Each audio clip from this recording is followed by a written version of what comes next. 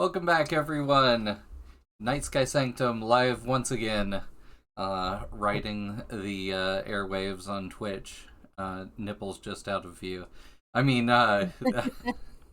welcome back. We took a week off to rest and recover, and Azalwin is not going to be with us tonight, but I didn't have time to.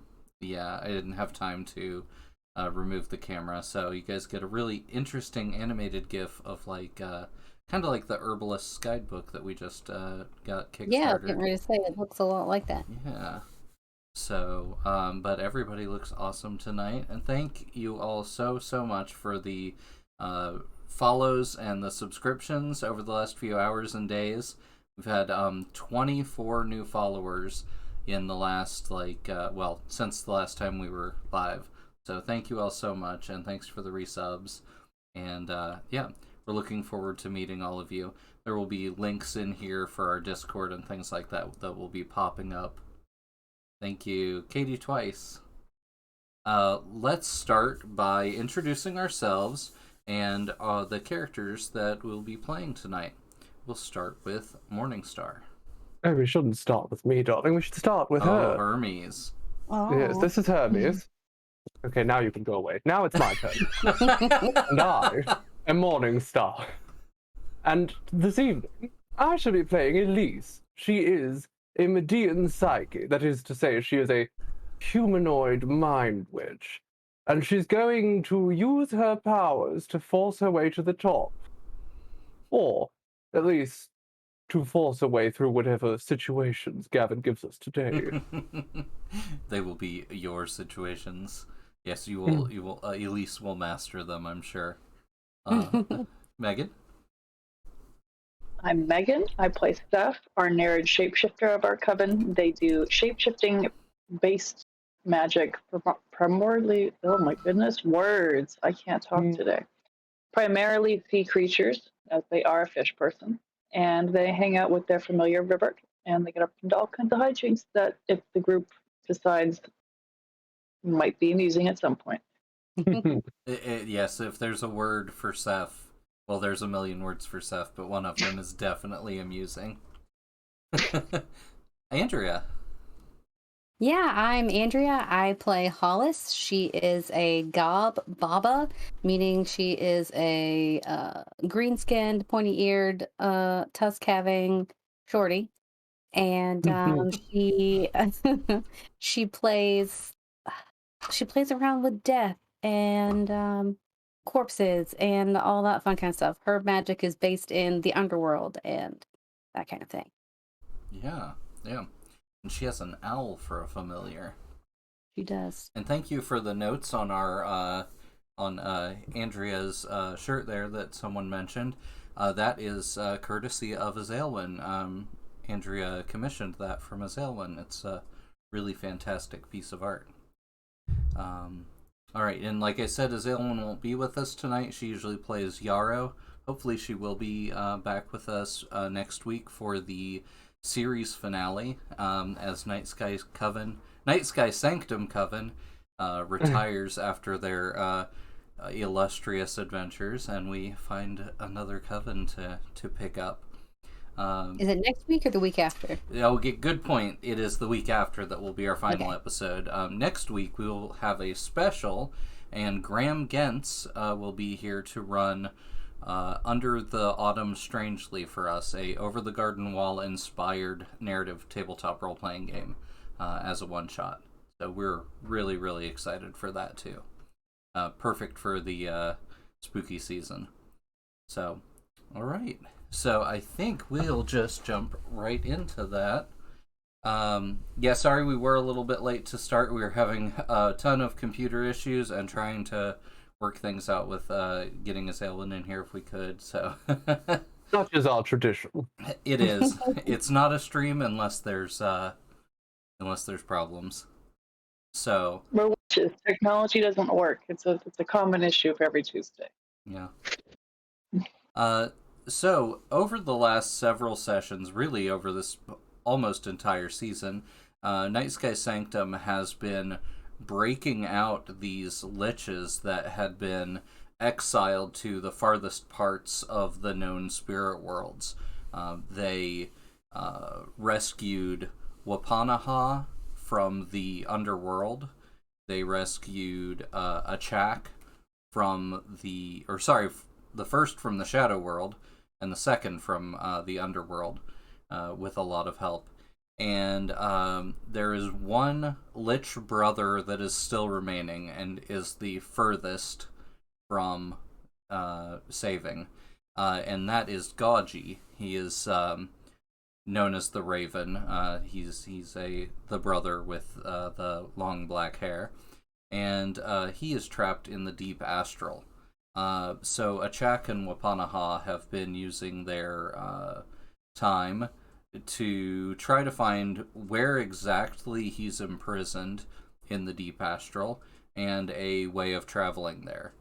They made use of their resources and their alliances with another Lich that works for Ascendium, a astral-based group of bound witches, and found and reported back to the Coven that all attempts made over the last 400 years to rescue Gaji have failed, and have a quite literal 0% survival rate.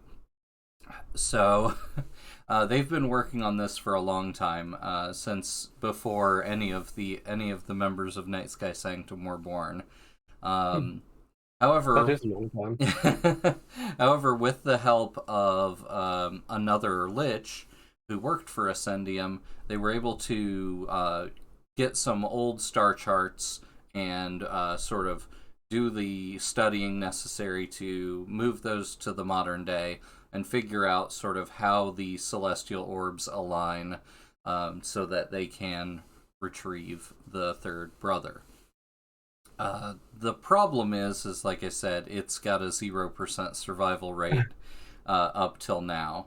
So they kind of have a long shot idea, which the Night Sky Sanctum is about to be told about. So they ask for an audience at your bunker on South Brother Island, asking you to get the children as far away as possible, since there are going to be 3 liches and a demon. I mean, and that basically, when you add that all up together, that's like 1 Elise. So, you can't have 2 Elises in the same place. So, you guys want to pick a babysitter out of your allies to watch the kids? Perhaps we should just give the children away. There's not much purpose in keeping them anymore. They have no power. Yeah. Yeah. I wasn't talking to the highest bidder, of course. I'm simply saying we send them off to one of the congregations of witches that we have so far known to be parents of some of the group. Yeah. Surely they can find the rest. Yeah. Known and not alienated. So far 2 of the members of your 2 of the kids have found their parents, one with the House of the Ram and the other with the Exiled. So either of those you have pretty good relationships with, and could definitely do that. It's like the sensible thing to do, get them out of our hair. Yeah. Achak and Balzafan, who have been shacking up together since you guys got them out of their very particular hell, have pieced together this prophecy that they thought up until recently applied to the children that you guys had brought back from that you had rescued from Corpus Templi Solaris. But at this point, neither they nor any of the other congregations around midnight seem to think that it applies to them anymore, as due to a random effect of wild magic, all of those children lost their ability to cast spells. So none of them have any powers like you all do anymore. And the prophecy did make mention of them being 13 witches that would have that would wield significant power individually and unknowable power as a group. So that's why all the large bound witch groups have basically called off their attacks on you guys, despite the fact that you continue to try to bring back these liches.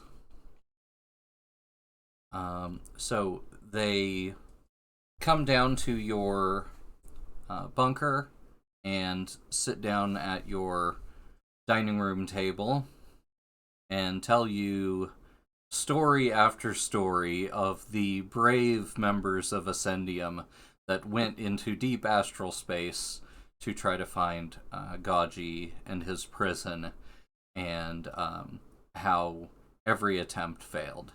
And then they tell you their idea. Their idea requires them telekinetically powering a vessel that you could all be aboard, powerfully into the deep astral, like a space shot, basically. You would need a portal that's big enough to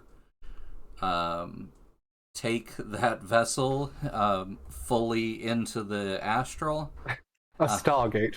Right. And so that's where their ability to assist ends. That's the only thing that makes sense. If you go in there and you try to picture the place and teleport to it, you are bound to possibly enter realms that would just obliterate your bodies, or you might even find a paradise and decide you never want to leave there. They really can't say for sure why nobody came back, but nobody came back. So, what do you think? Fingers crossed for paradise. Fingers crossed Maybe for they'll have shrimp success. cocktail. I'm certainly quite sick of this realm. If we could find something that's a little bit more, well, exciting. Mm-hmm. Perhaps a little At bit least just wants martinis on tap. more. The water tastes like gin. Unlike here, where the gin tastes like water.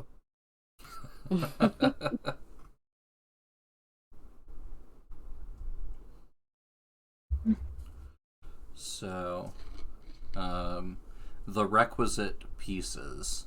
You need you have a portal that can be tuned to the astral, but as of now, it has only been able to support one traveler at a time in line. You need to stretch it. Mm-hmm. So that might require some alteration, and then you'll need some kind of vessel. Well, we have boats. You do We have, do have both.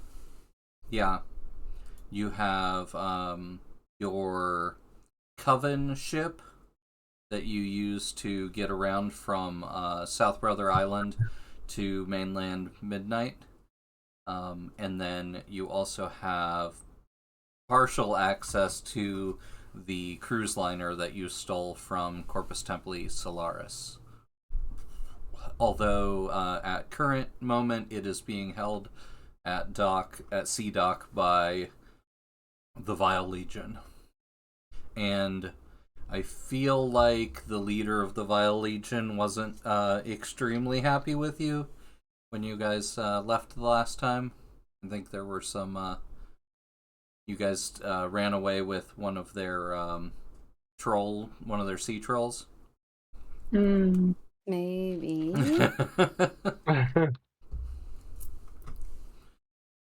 So yeah, you could potentially go steal it back, or you could just go and try to negotiate it from them.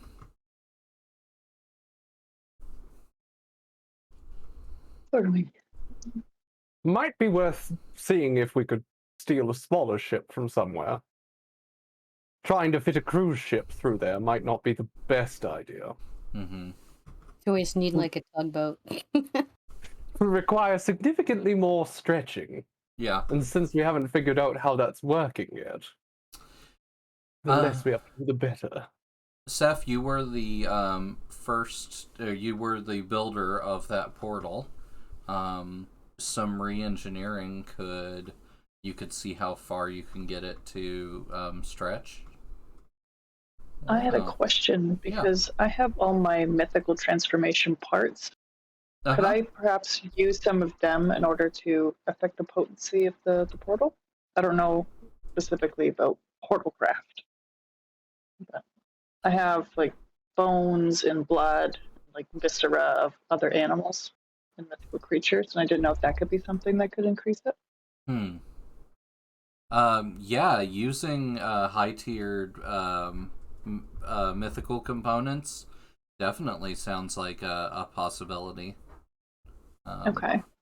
Yeah. Yeah, you could, since it's primarily made of hagstones, if I remember right, and they're all kind of spread out already. Spreading them further might not be that difficult, but like you said, if you're using, tendons and viscera of mythical creatures, that's gonna make the connections between those things that much stronger. Okay. I would say if you want to do a test, you could try to put your smallish boat that you usually use to go between your island and Midnight, and try to get it and maybe, one or more of you through the portal. And, obviously they don't have to literally shoot you into deep space, but they can just test it out and make sure that it works. Yeah, we could test that out. Yeah, I'd be down. Seth's gonna go out for cigarettes and never come back. So, I'm thinking because this boat has, over the course of the last several years, it's sustained some damage. It's not in, perfect shape. It definitely is good enough to get you around the East River. So that's not been a problem. So, I'm thinking it's going to be dangerous. Could make the boat unrepairable. On a fail of any kind. Okay. It's not the sturdiest craft.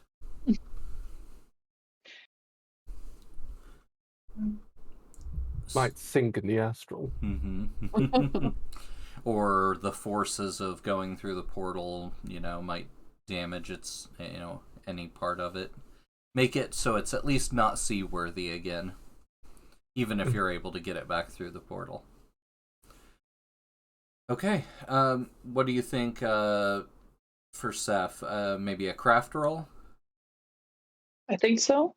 And I would like to incorporate, if I can, the Eldritch Monster Worm Guts. They're tier 4 that we got from the initial exorcism. Okay. Let's see. I'm gonna give you We're going to go through this portal to end up inside of a horrible eldritch beast. A tentacle just wraps around one of the hagstones and subtly redirects it. Mm-hmm. Yeah. Just end up in the spookiest of Denny's. Okay, so I think that would be standard action roll. with increased effect, and I would say it's going to be desperate because it's such a powerful artifact, it's such a powerful tool, and like I said, the boat's on the rickety side. Okay. Can I pop 2 willpower for an extra die? Yeah, or you could get an assist from another player if they have the right skill set or can help. Anybody got some crafting help? I feel like I have a craft dot. I don't think I've ever used it, but I think I have one. If I could make my computer scroll. Uh-oh. I actually have 2 points in crafting. Ooh, well, Seth has 0. They're terrible at arts and crafts. Oh, wow. They would appreciate a hand. Took so long to make the portal in the first place. Kept gluing their hands together. Yeah, I only have 1. Well, given Elise's experience with the astral and with eldritch creatures, might make sense that she'd be able to help out if you're utilizing an eldritch beast. Yeah. Okay. So yeah, what does that look like? What does it look like that you guys are doing? We'll start with Seth. I guess Seth is going to show Elise the initial portal and the Eldritch Guts, and they'll probably discuss the best way to utilize those parts to strengthen the portal, and all while Elise is like, I'm not going to touch that. Let's Seth does all the messy work. Elise just tells them what to do. All right. Do you want +1 die for that? Or I think that's the standard for an assist. Yeah, I'll do that because otherwise it's not going to go so well. 1 willpower from Elise. Okay. Happily. That is a complete success. Yeah. So what does this look like? This is the parts are holding open the portal. Yes. Okay. So I was thinking I have it written down as guts, so I'm imagining it as like intestines. So that could be like strengthening the seaweed that's already going in between, so it's just a more resilient shape. Okay. So I think what this is going to be is it's a completely successful test. You who rowed the boat through? Hollis, do you want to do that since you're small and they're busy both working? Okay. So Hollis is able to sail the boat through, and they the 3 liches are telekinetically pushing it through, and then they take a few seconds to orient it, and it lifts off.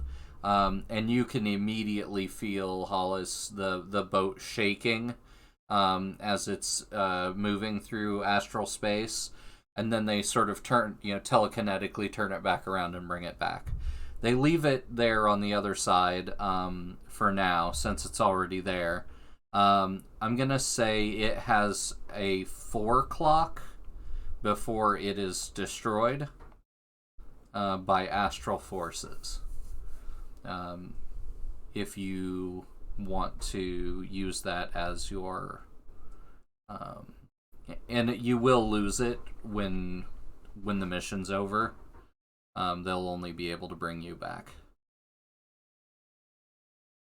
Well, 4 o'clock is not very long, and that makes me very nervous. So No, that is quite nerve-wracking. maybe we should pick a different boat. It definitely worked, and it worked well as far as getting it in and sending it in exactly the right direction. They lined you up with some known astral places. The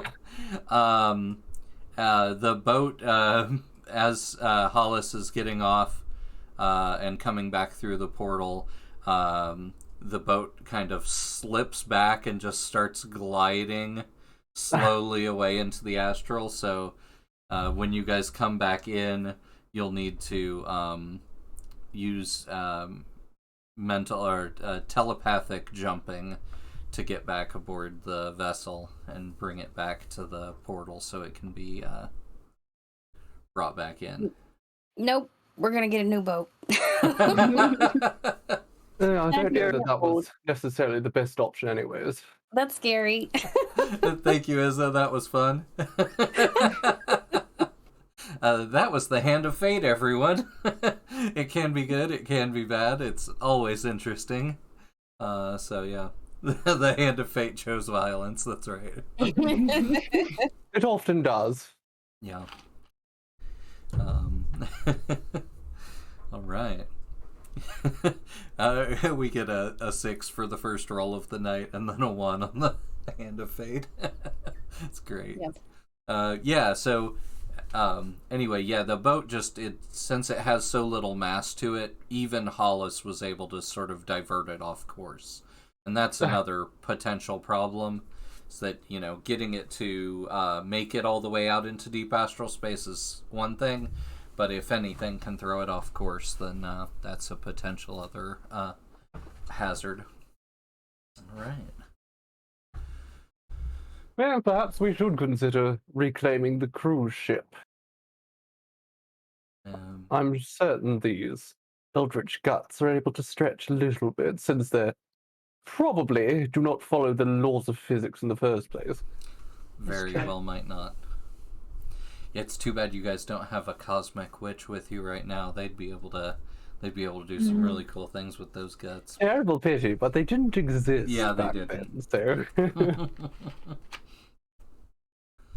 All right. I guess we should go see the Vile Legion. See if they'll be nice and give us our stuff back. What's your current status with Vile Legion? Let me see. Welcome, Dark Soul. Good to see you again. There we go. Let's see.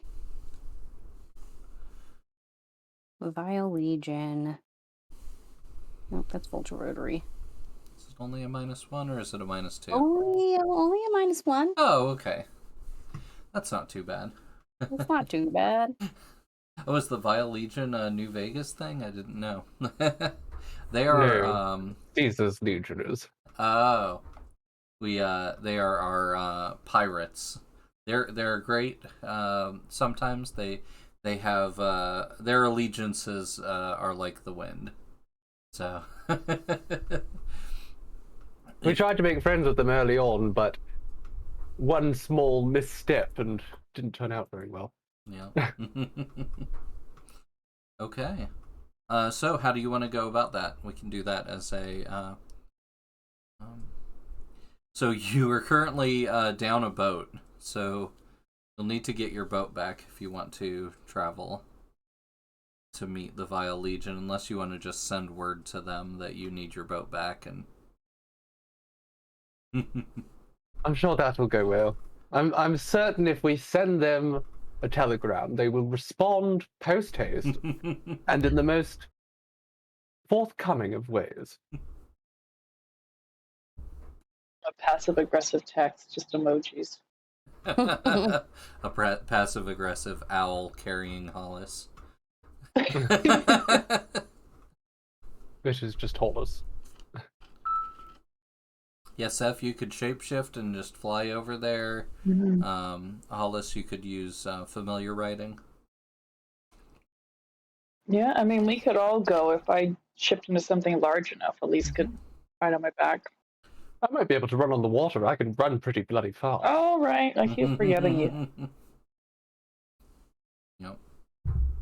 Well, I'm down to put up a front with them, so. Okay. Your Silverwing form has always been able to carry at least one person, and Hollis is quite a bit smaller than everyone else, so I think there's a good chance if you wanted to just carry everyone as a Silverwing, you'd probably be safe. Yeah, I can do that. Would probably also be everyone else very good for negotiations for us to arrive on a dragon. That is very true. That's intimidating, to say the least. Yeah. So Silverwing, for people who may have missed that episode from, I think that might have been near the end of season 1, a Silverwing is a creature from Arcadia that DRG had in their experimental chambers under Central Park Zoo, and Seth was able to adequately impersonate one, and later got a piece so that she could do, or they could do, what's it called, mythical transformation. Yes. So they can turn into a perfect replica, including some of their special abilities, which in the case of a Silverwing include the ability to deflect fire and explosions with their silvery scales. So they're quite powerful and quite large, and they are quite good mothers as well, is the other thing they learned. So, all right. I was going to say, let's make a roll to see how well you guys get there and stuff, but I think that sounds like you guys are going to use this as a method of intimidation. So maybe we should do something like that instead. What do you guys think? I mean, I just have to pop my essence for Mm-hmm. my physical transformation, but then, yeah, intimidation sounds good. intimidation's good fun. All right, so I mean, yeah. who doesn't love intimidating someone? If I remember right, it had something like an 18-foot wingspan, so definitely in the order of size of like a wyvern or something of that nature. Small dragon. Yeah. So, yeah, who wants to be in charge of that? I think that sounds like it'd probably be a Seth thing, but I could see an assist. He's the dragon. Well, they're the dragon. Yeah. Fish don't Unless have someone's just gonna like grab my like eyelids and like steer me around.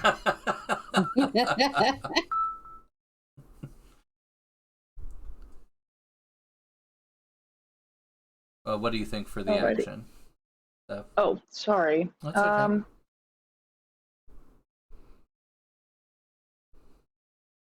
Do we know where they are? Or do we have to locate them? Because if we know where they are, that's one thing. But otherwise, I would do survey if we have to go and like scan over the sea to find them.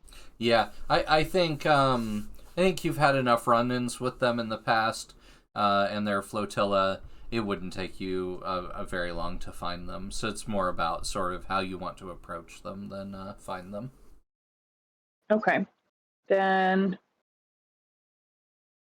I'm wondering if we can go use spring potentially to be up above the clouds, and then when we do get close to them, we make a dramatic entrance. Okay. Sure. Or? Yeah, that sounds good. Okay. Okay. Make that roll. That's gonna be...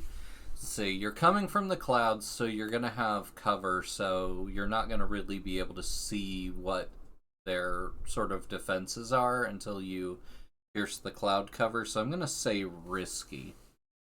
Okay. Standard effect. Or actually greater effect, because of your mythical transformation.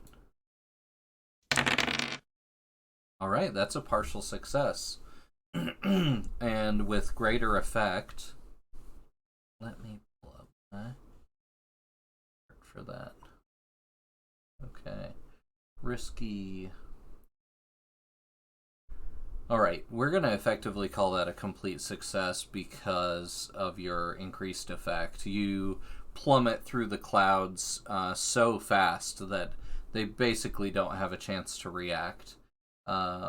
And as you're climbing downwards steadily, you see that your ship is kind of on the outskirts of the like western arm of the like Armada flotilla, and it's sort of tied off to other things, but it doesn't seem like it's particularly well held on. Like there are no chains or anything. It's mostly rope. So depending, you're making a grand entrance, and basically you have another sort of action for whatever you want to do next, because they haven't had a chance to react yet. Okay. You said that. Sorry, if I'm misunderstanding, I apologize. But you're saying that our boat is chained and kind of attached onto their boat? Only tied, not chained. Only tied. Yeah. Okay. Well, does anybody else have ideas? I don't want to railroad the whole thing. I'm assuming we're discussing a battle plan up in the... You are currently in the driver's seat, as it were. Oh, okay. But well, you do have telepathic potentially bonds, so sorry. Hollis could potentially burn the rope. Yeah, for sure. Quick and easy. See if you can untether the boat from the rest of the flotilla and possibly land there and get away with it. We could just ask them to give us our boat back. We could even give them a fey fruit to thank them from holding it. I mean, one's hardly going to be that difficult. I mean, we live on an island. I don't want to have a whole, like, armada of angry pirates just floating around. Well, if this goes the way you want it to, this boat isn't going to exist in a few hours. So it's not. No, but they still know who we are. All they see is a silver wing right now. And potentially an owl. Potentially. How many ropes have this? Oh my goodness! I apologize. I can't talk. How many ropes can we see? How many ropes could a good rope? I'm gonna say like a standard action, maybe like a greater action would be enough to get rid of them all, depending on what you're trying to do. Okay. It's basically just they've sort of tied their flotilla, their ships off to like one side of your ship. So it's like a lot of rope sort of wrapped around multiple times, and like netting, like rope netting. It's like tied around you, and then the net goes down to another area, so they could use it to like climb up to board your ship if needed. Okay. That kind of thing.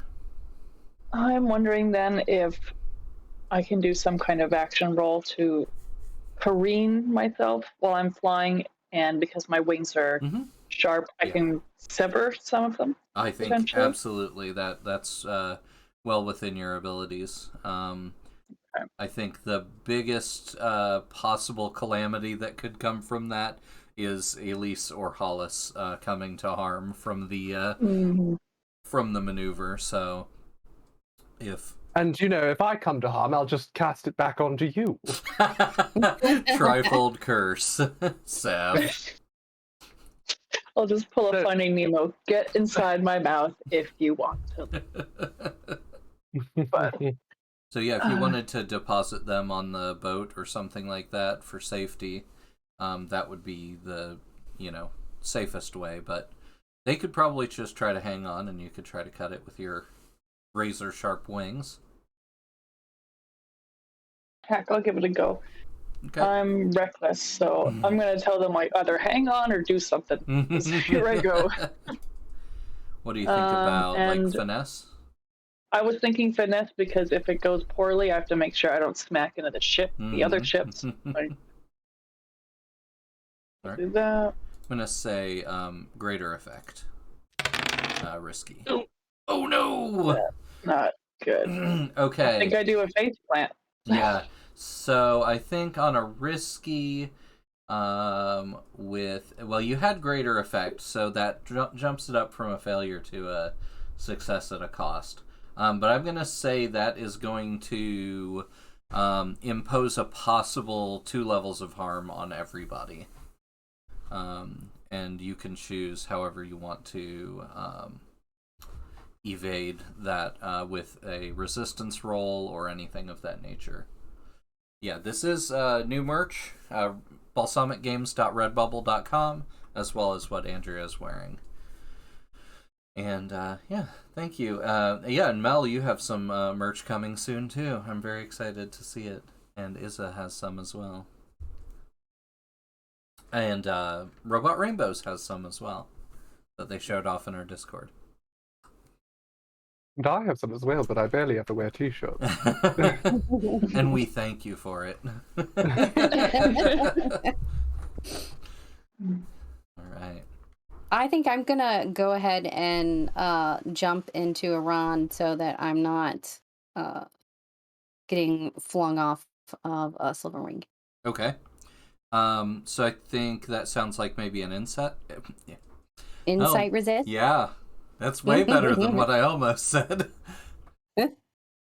An insight resist would make the most sense to me.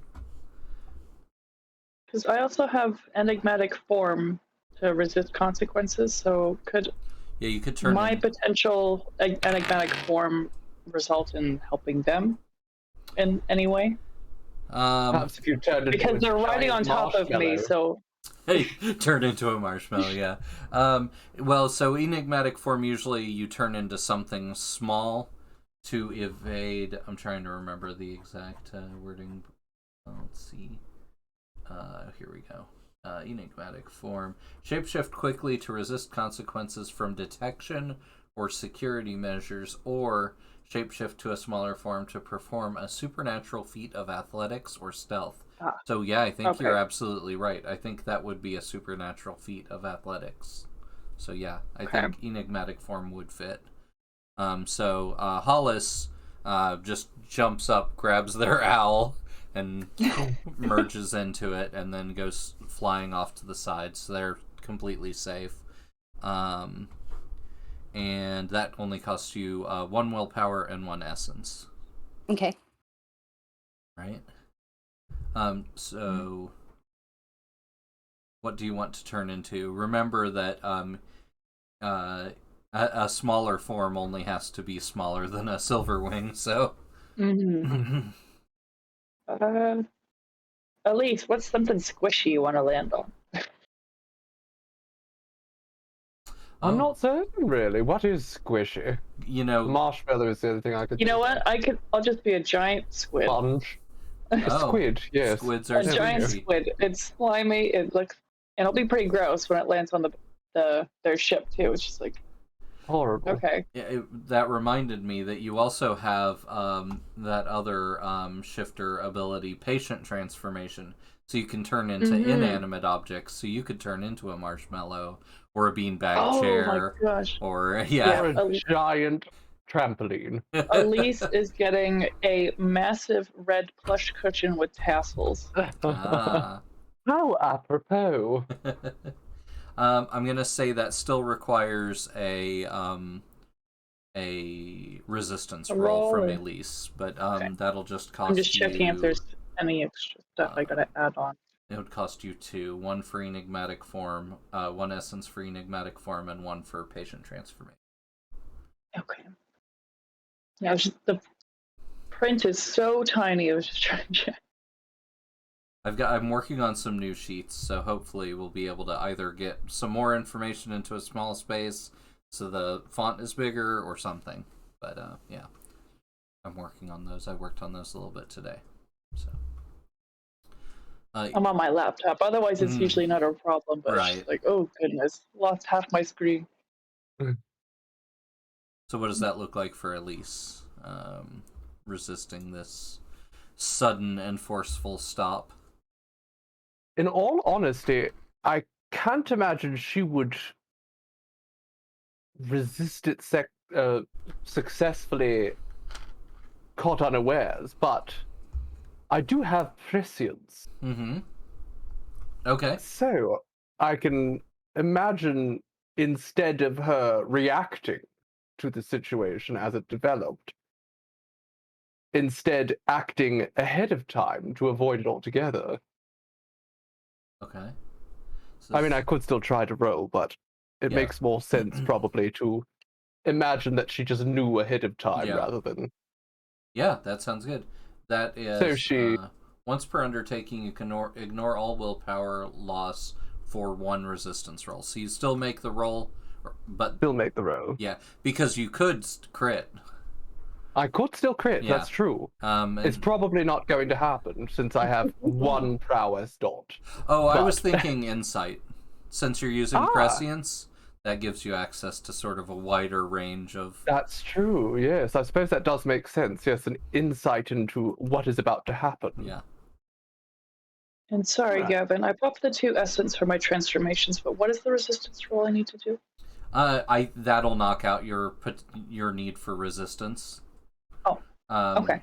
The enigmatic form reduces or completely obliterates your need to make a resistance roll, and I think because of what you're doing, I'm gonna say no chance of you being hurt by it. Okay. You just gave still up. a chance of me being hurt. Right. You gave up your ability to be Silverwing form for that, so that's kind of a big deal. That is the Fehu rune, Galactic Mystique. All right. So let's see how much insight Elise is able to gather before impact. That's a crit. You did it. Well, there we go. So you don't even have to actually use it. You regain 1 willpower. How marvelous. So I had spent 1 willpower and now it's already back again. So I imagine then Elise, she knows what's about to happen when she sees things start diving downwards. She's already mapped it out in her mind. 4D chess. So as Seth dive bombs, she stands up, sort of runs along, leaps up into the air just as Seth collides into the ground and turns into a pillow. And then she lands poised on the pillow. I was getting a very Princess Peach riding down, just floating down vibe from that, yeah. Awesome. Okay. So you have all hit the deck except Hollis, who is now riding Iran. You didn't manage to... You kind of... Seth, you sort of scraped the metal and you were making your way toward where the ropes were to cut them when your wing sort of clipped a metal bar that you didn't see up underneath the sidebar. And that's what sort of sent you spiraling out of control toward the tower and caused this problem.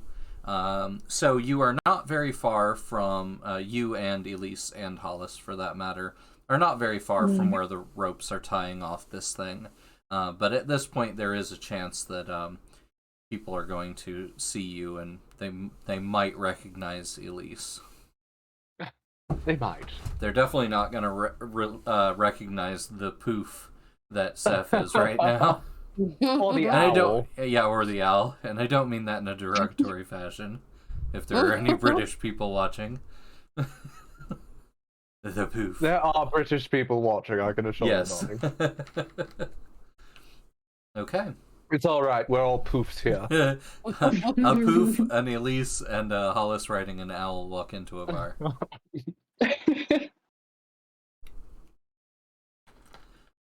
Right. Who wants to take the next action? Well, what should we do? Should we just immediately go and cut down those ropes?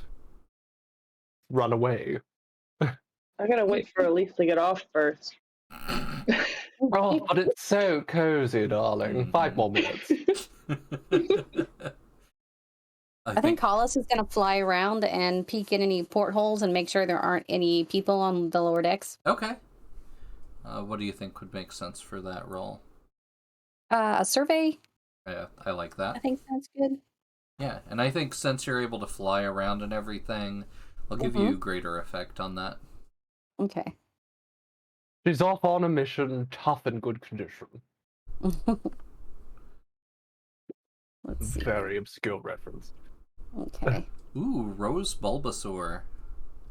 Ooh. That's a nice Bulbasaur. name. I like that. Bulbasaur, best boy. Bulbasaur, Can't best change my mind. indeed. Rose's best flower.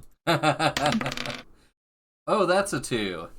All right. Oh no. I don't see anybody. They put paper up in the windows. No, I think as you are Melpug. Awesome. So I think as you are flying around, there are people gathering on the deck of the nearest ship, and they see you, and then that sort of carries their line of sight up, and they sort of see what else is going up aboard this ship, and they start climbing the ropes to get up there, and you see them, putting big daggers in their mouths and climbing quickly with both hands, and shouting back to other people to alert certain sentries and stuff that there are people trying to take one of their boats.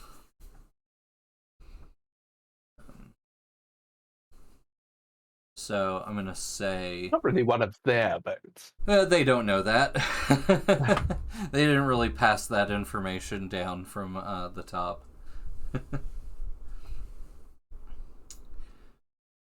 So yeah, they are climbing aboard. They will be boarding the ship near where Seth and Elise are shortly.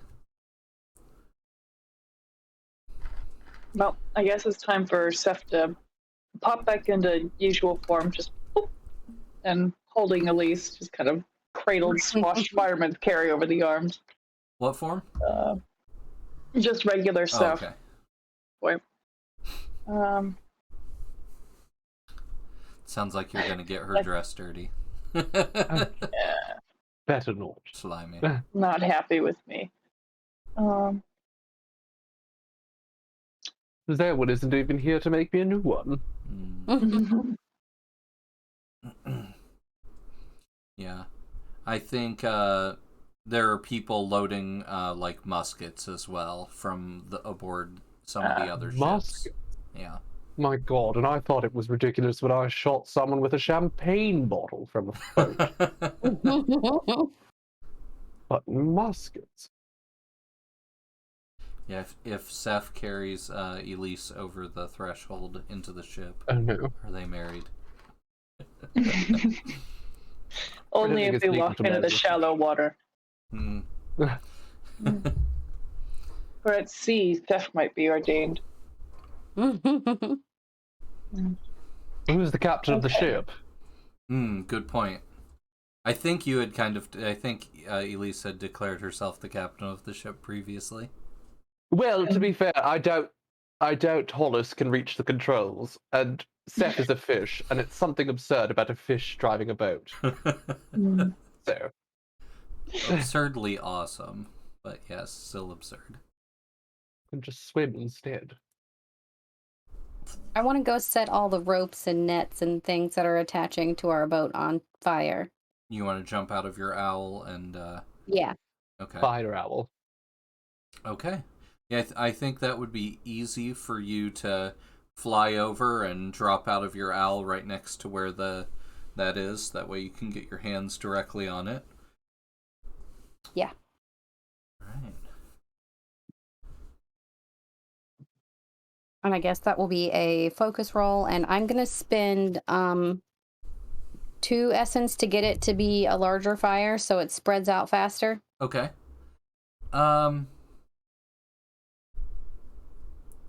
I think 1 would be safe, just 1 extra essence. But if you want to do more, I wouldn't, just in case. So, I thought that was 1 extra essence. Oh, I thought you said you were spending 2 extra essence. Good. I was going to spend 2 essence. Okay. All right. Yeah, I think that makes sense. We'll call that greater effect. It usually is going to work well against fire's going to work well against rope. Yeah. Do you want a I think I'll spend a willpower for a greater effect. 2 willpower? 2 willpower, yeah. Sorry, yeah. This ain't werewolf. It's 2 willpower. I know. Too bad. Oh, welcome, Angel of Light Daisy 444. Good to see you. Oh, man. This dice bot really hates you today. Okay, but I did say that was greater effect, so that leaves you at effectively a partial success. So, let's see. Because you spent the extra essence and you're using the fire. Oh no! The Hand of Fate hates us today too. Okay, Yeah. let's handle Hollis's action first, and then we'll get to the Hand of Fate. So, what do you think that looks like? And I'll determine what the partial success might be. So I was thinking maybe because we are on the ocean, that the ropes, the sea spray, you know, they're damp and it's harder for them to burn. They're burning, but they're burning more slowly than I would hope for them to burn. Oh yeah, I think that makes perfect sense. So yeah, they start to burn away, but it's not enough to even stop the people who are climbing. So they continue climbing toward you, and they just sort of vault over the fire as it's sort of smoldering on the edge of the ship. And so 2 people jump over near you, and they both pull the swords out of their mouths and start facing off against you. What year is this? This is 2022-ish. This is a cosplay boat, and they're just cosplaying pirates, so these swords are not real.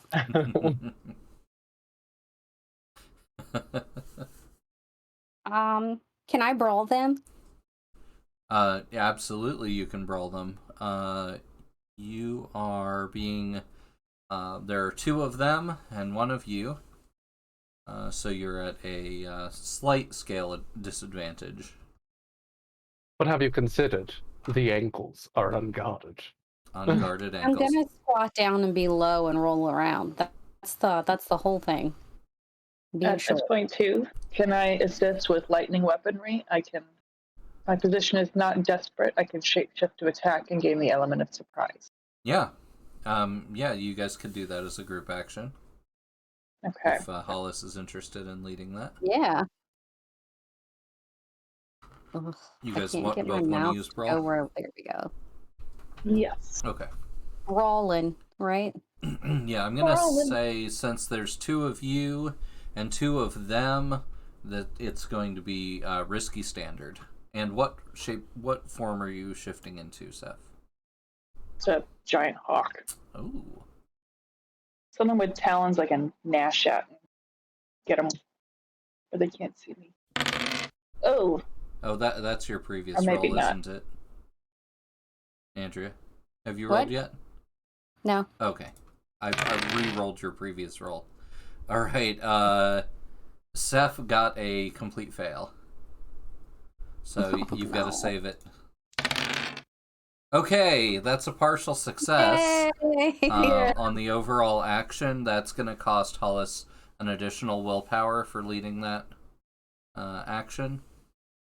Sorry. It's supposed to be helpful. So I'm going to say the hawk is only successful at keeping the other pirate from attacking Hollis, maybe by sort of buzzing him, but you're not able to actually damage him in any way, but you are able to sort of keep him off balance enough that he doesn't go after Hollis.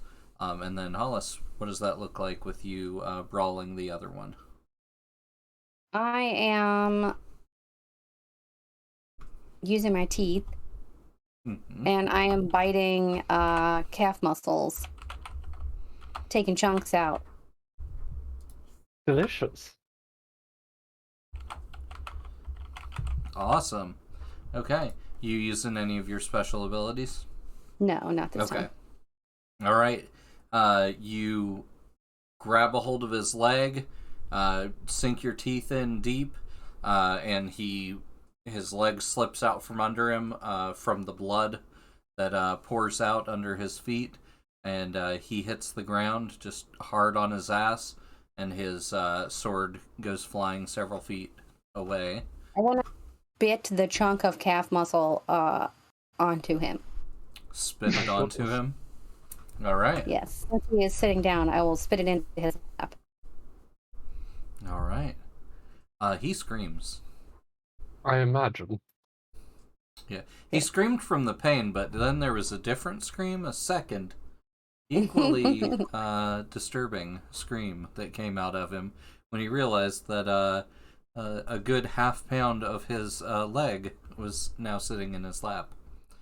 All right, and you're just sort of like there drooling blood. All right. I can only think of Hollis being like, "What about their legs? They don't need those." I mean, he'll be an even cooler pirate if he survives this and gets a peg leg. So Yes, it's appropriate. You can take his arm as well. It's not going to miss it. yeah. Then he can have a hook and a peg leg. He'll be the prettiest pirate around. So with his good leg, he starts scooting himself backward and scoots away from you and just tucks his head back and scoots himself right off the side of the ship into the water. And the other one is flailing. And then the sharks appear. Very soon. The other one is flailing around and trying to strike Seth the Hawk. Mm. So Seth, that puts Brawl out of the question for you for the rest of the time. For them. Okay.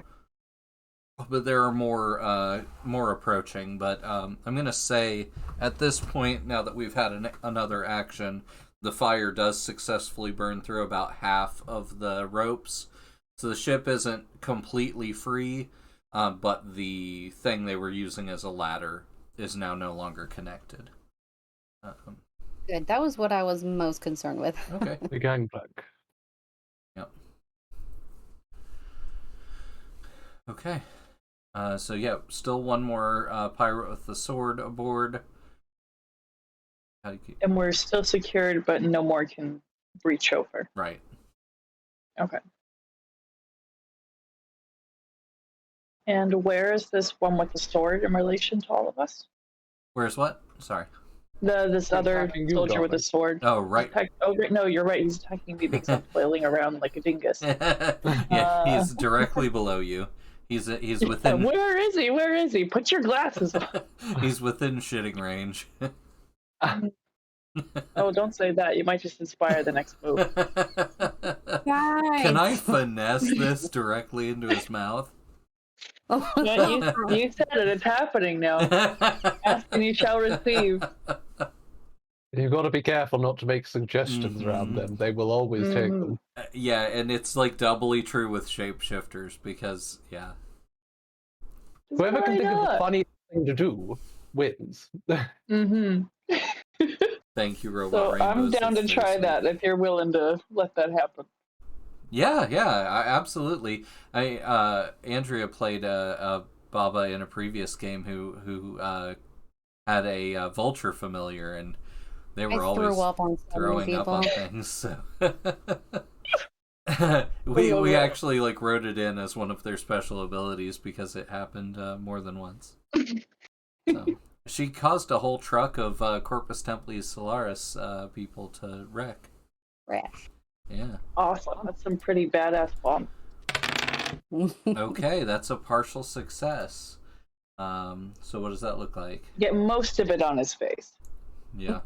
Yeah, so it just sort of, he doesn't have his mouth open at the time, but it sort of He just... inhales real deep through his nose. Maybe he's got some glasses on it, like near the front. Yeah. One frame, or one lens, the side of his face, and then down the side of his shirt, because, you're a hawk, like, it's big. But that's a partial success, so I think when you sort of sidle up to him for that, he leaps and makes a slashing motion at you, and he's going to do level 2 harm, since you are currently a hawk, and even a short curved sword is enough to kind of flay you open. Curved swords. Yep. How do you want to handle that? Do you want to do a resist or? I'll attempt to do a resist. I mean, I don't know what the cap is on enigmatic form for shapeshifting, but I don't want to keep using up my assets. So I'll attempt to do a resist to see if I can just kind of tuck the wings and drop. Okay. Yeah, sounds like insight to me. Okay. And I'm going to say if that's successful, you'll resist all the damage. Or it's successful. And you rolled a 6. Yay. You spend no willpower. So yeah, you tuck and roll, avoid the sword blow, and then bank away from him so you don't hit anything on your way down. But he's still coming after you. Right. I think we should take a really quick break, and then we will come right back for the satisfying conclusion of you guys getting away with your ship. Oh, we do so love a satisfying conclusion. All right, we'll be right back.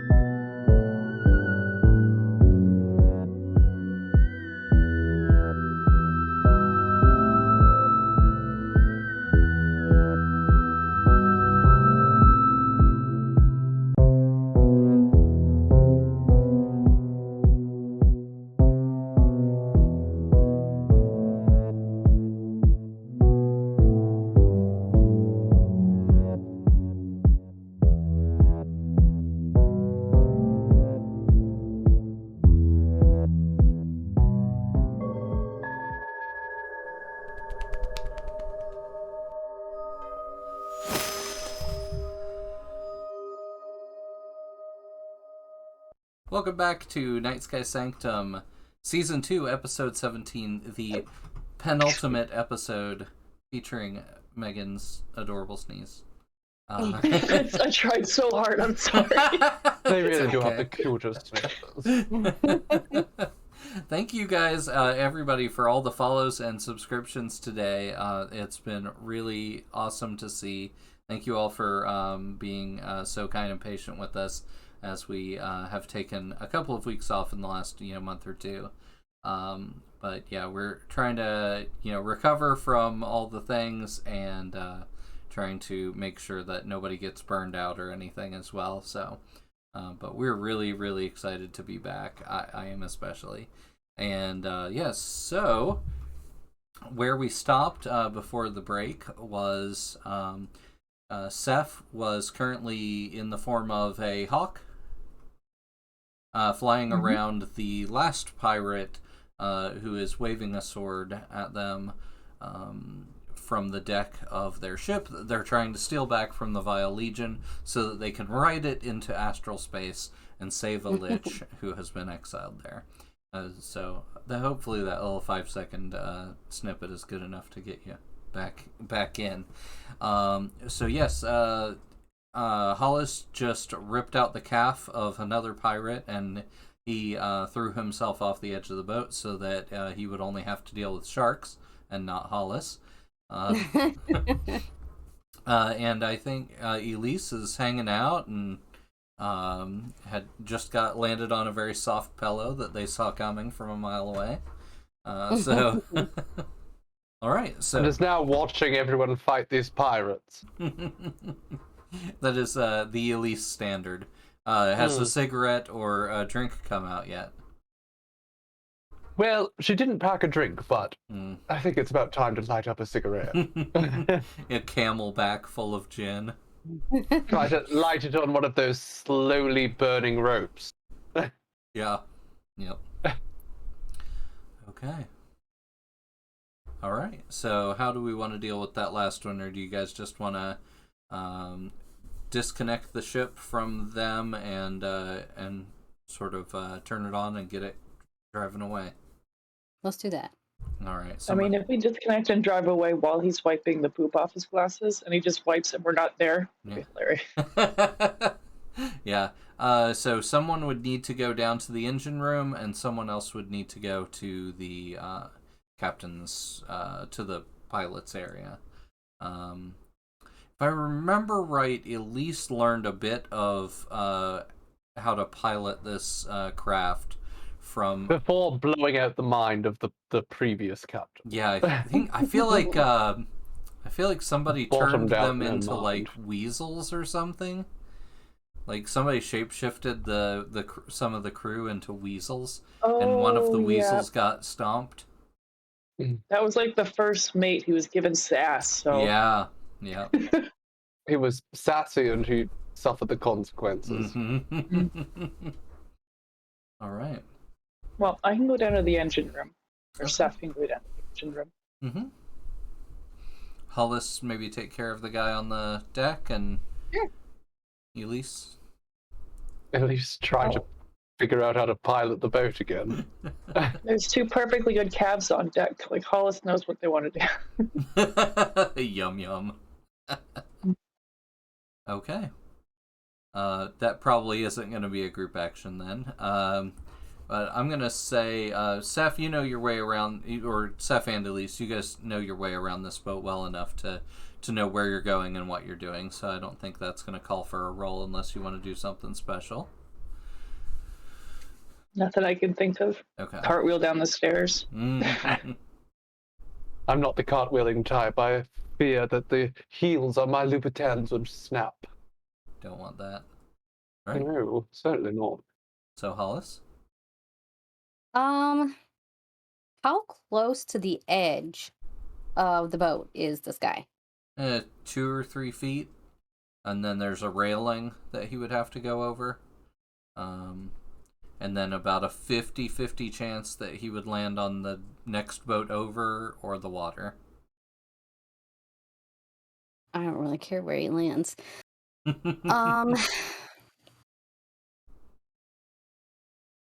I think I will try a brawl again, and I'm going to sweep his legs. And Oh yes, that's very good. Always sweep the leg. yeah.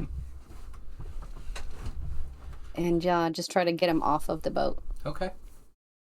I'm gonna say because of your small size and the maneuver of sweeping a leg as a small person is good, and it kind of balances back out to standard effect. So risky standard. Okay.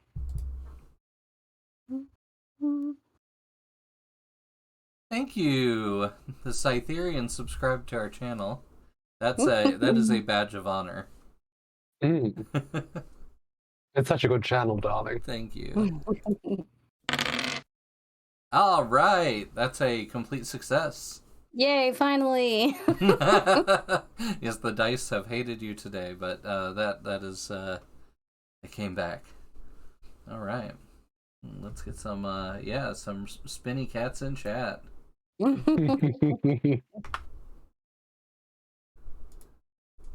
right. Yeah, the Scytherian. Who's that? If you stick around until the end of the stream, we'll tell you who that is.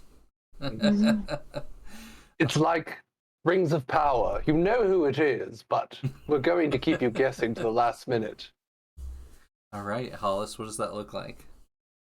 Hollis's favorite leg sweep maneuver is like a roll. Okay. So she's gonna do like a forward. A barrel roll. Yeah, a forward barrel roll type thing, right between his legs, and just kind of kick and push him off of the boat while she's rolling. All right. Yeah.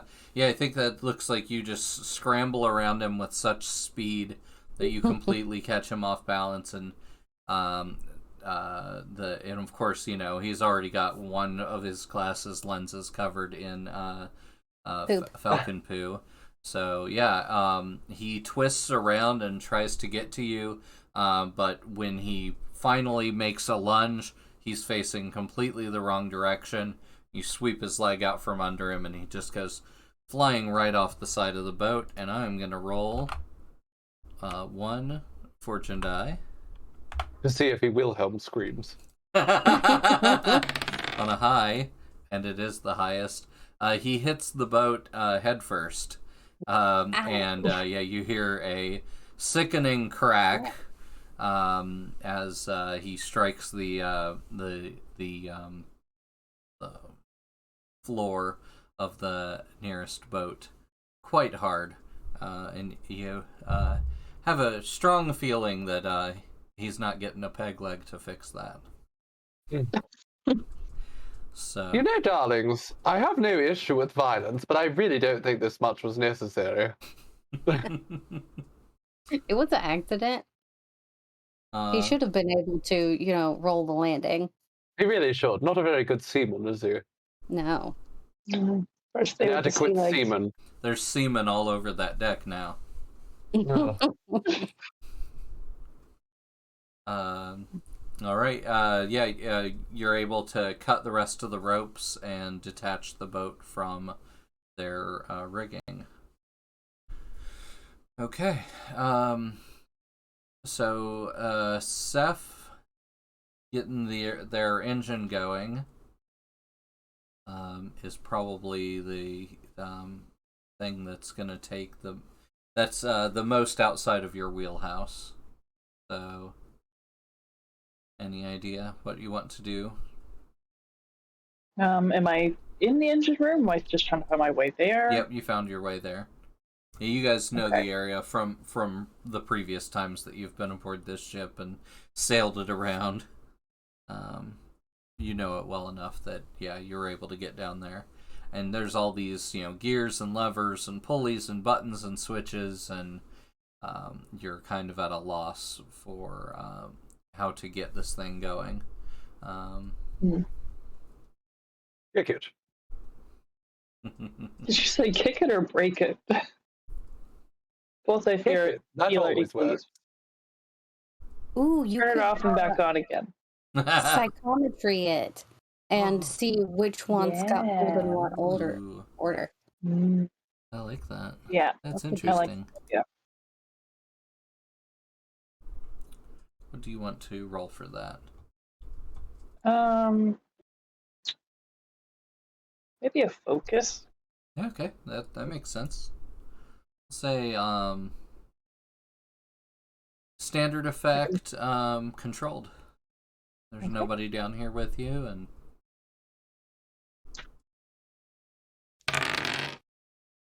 just by looking at it, you can't really mess anything up just by touching things and looking into their past. Yeah. So I think you've got a decent amount of information that you're able to get. So is that specifically what you're looking for? Sort of how the engineers have turned on these engines in the past and things like that? Yeah, I'm looking at the sequence and emotions of like charge, like what's like, it's specifically tied to emotional events. So yeah, figuring out what's going to go that way, and all the big scary buttons of like the do not touch is an emergency. Okay. Yeah, I think you get some information. I think you get enough information to turn it on, and something that you can do if you need to get sort of an extra speed boost out of it one good time while you guys are on the water. So yeah. All right. So Elise, you see the buttons on the control panel all light up. And restart and get themselves ready, and you're able to pilot the ship.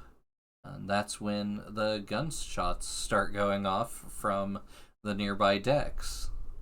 Why didn't we install cannons? I feel like there was some discussion about that in first season. Darling, can you turn into a cannon? And I have to get above deck first. Can you turn into a cannonball? Is this just like a machine version of the shit incident again? Like, what What we'll do is cannonball? we'll put Hollis in the cannon and we'll fire her. Teeth first. Yeah. And she can provide her own propulsion with fire. Exactly. All right. Okay, so I'm gonna say this is it's just a matter of time before you guys get away with the ship. Yeah, I'm gonna say this is gonna add 3 fate to the coven. Okay. And that makes sense. They'll come and make a visit on you guys later.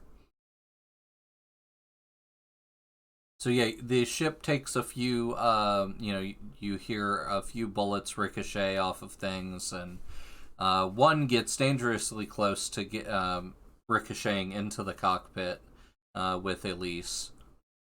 Which would be a very bad thing for them, because I have threefold curse. Yeah. I don't have to be able to see them. Yeah, you did this to me. I don't know who you are.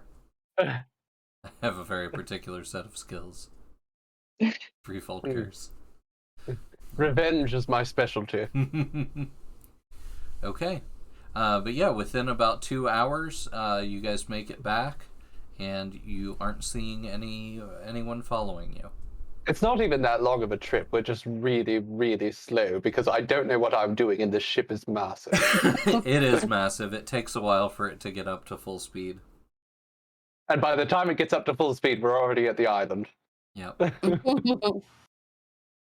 Okay. So now it's a matter of getting the portal around it. I'm gonna say it's only gonna be about as difficult as it was the first time, but you have used up your tier 4 mythical components. So what would you like to do to try to get this around this huge ship? Wine and dine it. Yeah, I was like, does anybody have a lube spell? Power word. We just have to ease it, start with a few things. Yeah, too bad Azelwyn's not here. I'm sure Yarrow knows power word lube.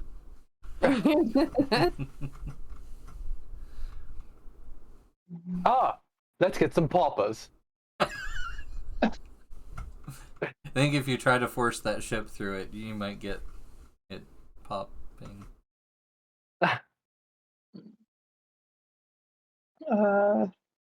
Well, I I'll feel use like the Seth would know best, since Seth is the one who understands the construction The of grand this portal architect. more. Yeah.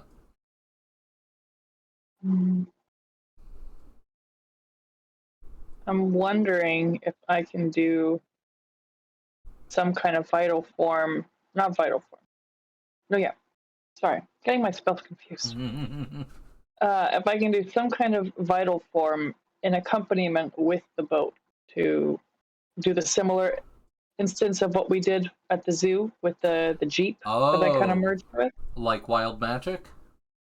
Yeah.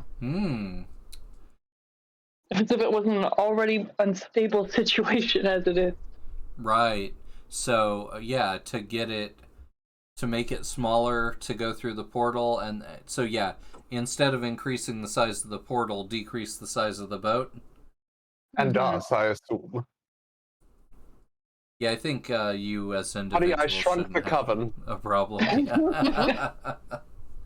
Okay. We're just a tiny toy boat now. It's fine. Yeah, I definitely like that idea. I think that makes perfect sense. Okay. What exactly do you want it to become, or because you want it Just to literally merge with it, but maybe kind of make it more like a submarine. Okay. So kind of like enclose everyone. So I'm just like the baseball cap on the top of the small ship, like Mario's. keeping everybody in. Yeah. Oh my god, it's like Mario Odyssey. But yeah, I want to like merge to be like a protective top of the ship, but like do the wild magic so I'm infused with it so I can help shrink everything down. So if anything happens to the ship, accidentally. If anything happens to the shit.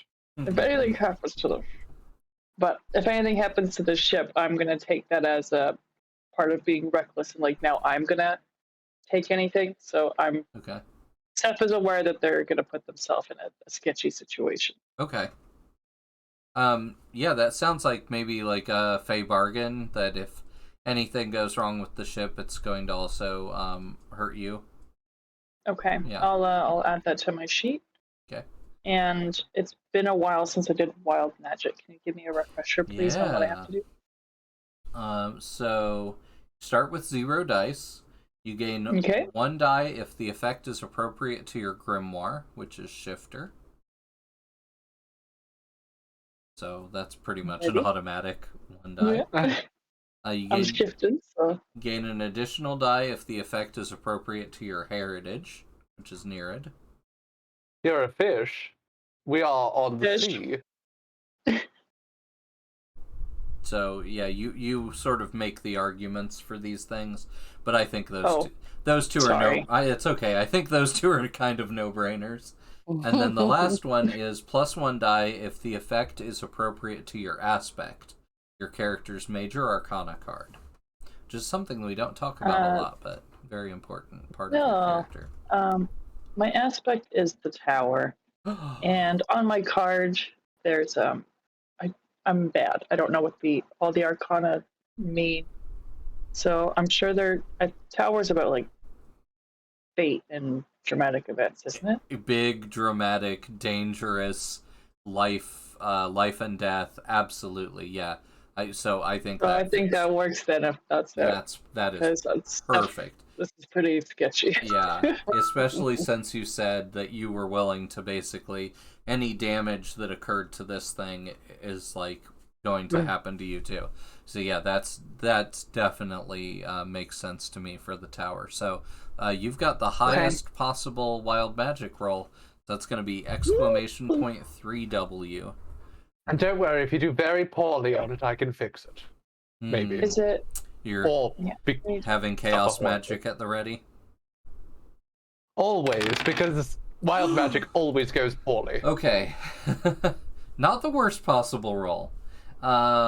You got a 4/5, which is success with a short-lived, interesting complication. So now, would that be that injury we talked about earlier, Pay Bargain, or would that be something else? I'm thinking. I'm thinking. Elise, do you want to try to step in on that, or? You know what? I'm going to step in just because this is the penultimate episode, and if things go horribly wrong, now's the time for them to go horribly wrong. So I think being able to step in and try to keep Seth from suffering horrible consequences at the risk of suffering them myself does make a bit of sense. Yeah, so I think what... At least it's been a little soft after getting, like, a special pillow. Yeah. So I think what this looks like is Seth is sort of a membrane that is stretched around the entire ship and, like, reducing its size to go through the portal, but bits of Seth keep ripping. So basically, like, this Seth membrane is, like, tearing around the front of the ship and in other places, and whatever noises Seth is making are emanating throughout the area, and it sounds very painful. And they're horrible. It's fishy sounding too. Gross. It's like a Murloc pretending to be Chewbacca. I don't know if my headphones are gonna pick this up. I can definitely hear that. Yeah. That's so squelchy. I was thinking more like a right. Proper Murloc sounds. The next horrifying. The next Patreon for the Cytherian, the Morlock. You can do all Morlock voices. Maybe a little Kermit the Frog thrown in. Horrible. Nice. I'm going to do voices. I'm going to do ones I'm good at. You were very good at Kermit. All right. Okay. So chaos magic. That is focus. Yeah. And 3 essence. Yeah, it's expensive. Reshape the wild magic energy cast nearby in an attempt to add 1 effect level to the roll. So we could make it on a 1 through 3, you are unable to help. On a 1 specifically, you are subject to the same complication as the caster. But on a 4, 5, or 6, you add an effect level, which would bring it up to a complete success. Which would mean Seth isn't ripping apart as we sail through the astral, which would be beneficial, even if I have to spend 3 essence and potentially, I guess, suffer horribly with them. It is possible. It is, but we must make an attempt because I can't have this fish condom falling apart as we go through the hole. What a cursed sentence. Yeah. Fish condom fall apart through the hole. So many things. It's horrible. Yes, absolutely horrible.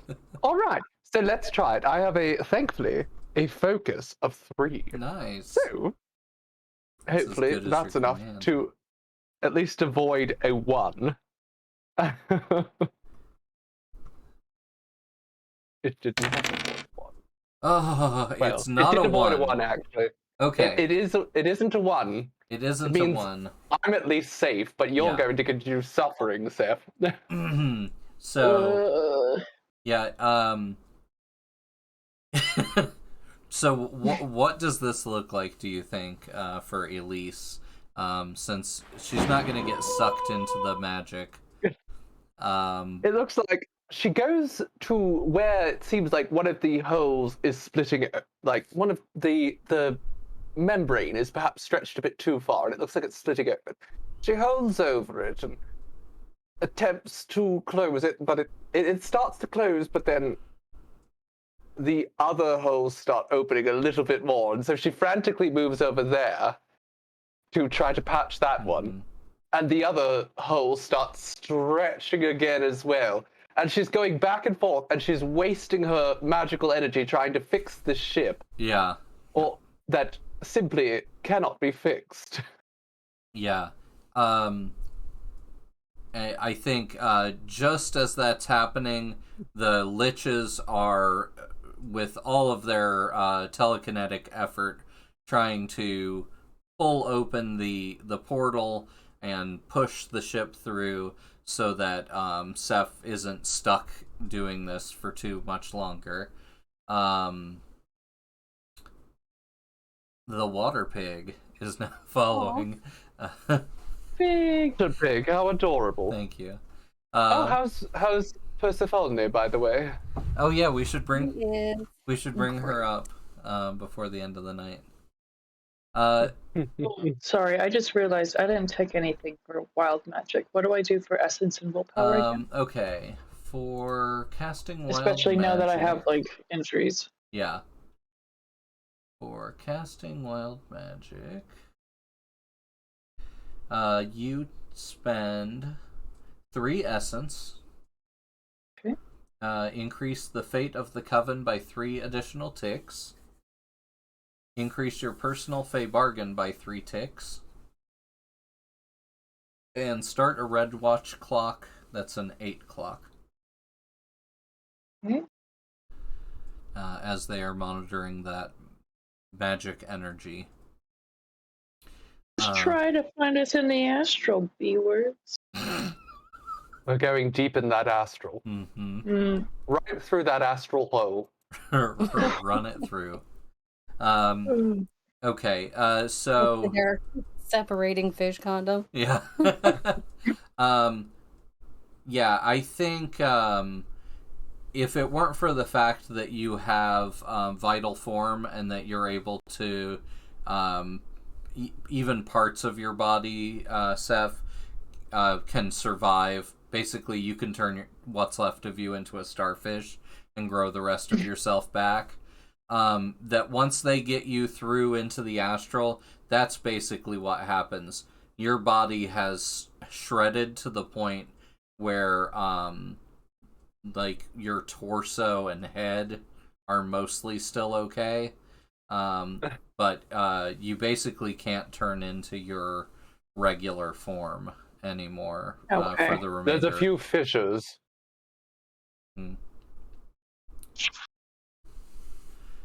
Fisher them. I'm stuck as a starfish for now. Is mayonnaise an instrument? Yeah, you could be lizards, anything that has regenerative powers, or anything that's like amorphous. You could probably be, but yeah. What do you think? A jellyfish. Yeah, do you think that works? Yeah, I think that works. I think anything else you want to shapeshift into, you're going to be missing limbs. That's okay. That makes sense. All right. Okay. Okay. So, as soon as you're in, you're able to reform yourself on the bow of the boat, and the 3 of you join back up. You got it? No. Oh. I got it earlier. On camera, and I don't think anyone noticed. I saw it. You did? I missed I'm it. glad you saw it, darling, because it feels like a miracle. It would be a shame to have it not been seen. Morningstar caught the first one. You can catch it on video on demand after this stream. Someone go back and clip it. Yeah, clip it. And then somehow erase me not catching that second. Oh, well, of course. If we have the power to do one, we definitely have Yes. the power to do the other. Pretend that I've just got perfect dexterity. Okay. It's just my what is it? My finesse is just so high. Okay, so See? nice. I could do it on demand. Okay, so once you're inside, yeah, Seth is in a pretty bad condition. Let's call that like a temporary trauma, basically, that you're suffering with. And we won't call it harm particularly, because yeah. Okay. And it's at this point that they ask you if you're ready to go, because they're ready to send you off into the deep astral for you to make the attempt at saving Gaji. All right. I am going to have them. We'll make a engagement roll based off of their ability. Since basically they're the ones that are sending you there. They're driving. Yeah.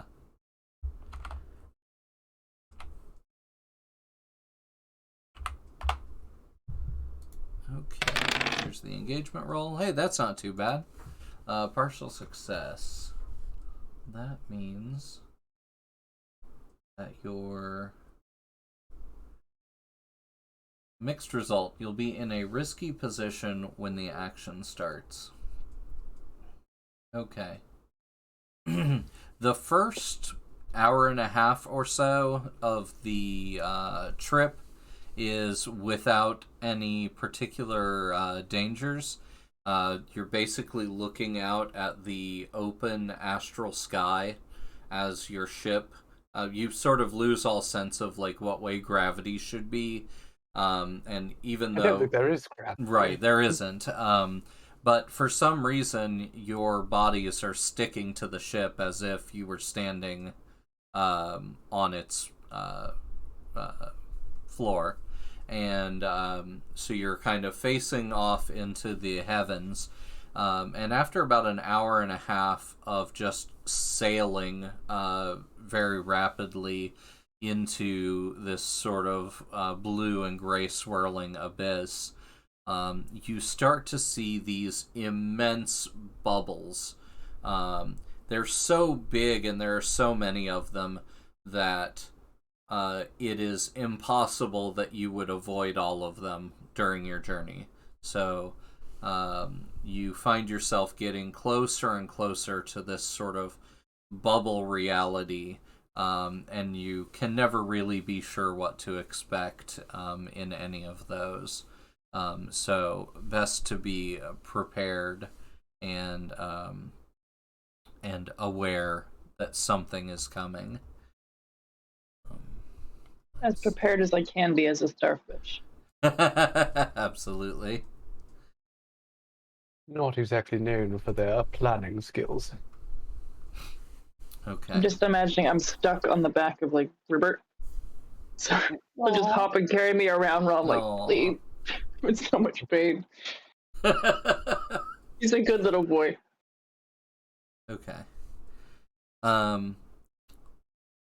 The front of the ship passes into the bubble first, and you just sort of watch it shear away and melt away into nothing as the boat continues to sort of glide into the outer edge of this bubble.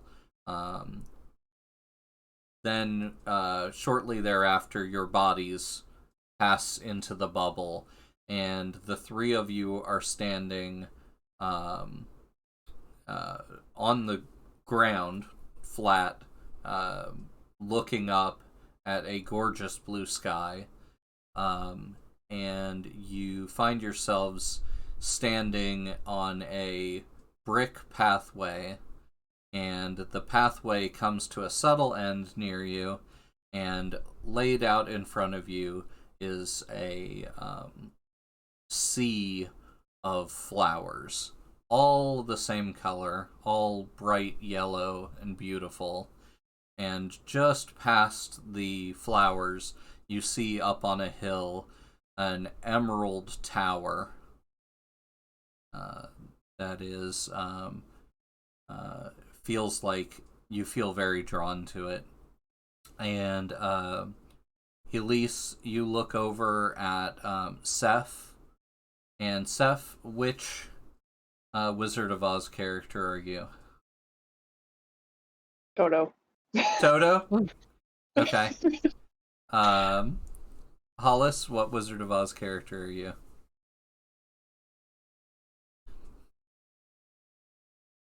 I love the Cowardly Lion. Okay. And Elise? the Wicked Witch of the West. My skin is just green suddenly. I'm horrified. I see my reflection in a puddle and I scream. Yeah. Not sounding like myself, of course. It's a horrible witchy scream. Yeah. And just as you're gathering your bearings, you feel a sort of lurch, and you start to see the ship reappearing in front of you as you pass back out of the bubble on the other side and become yourselves again. God, that was ghastly. Green does not go with my outfit. Like crisp. And that's when you see another much bigger bubble that you're going to pass through next. And again, you're very not sure what to expect. It could literally be anything.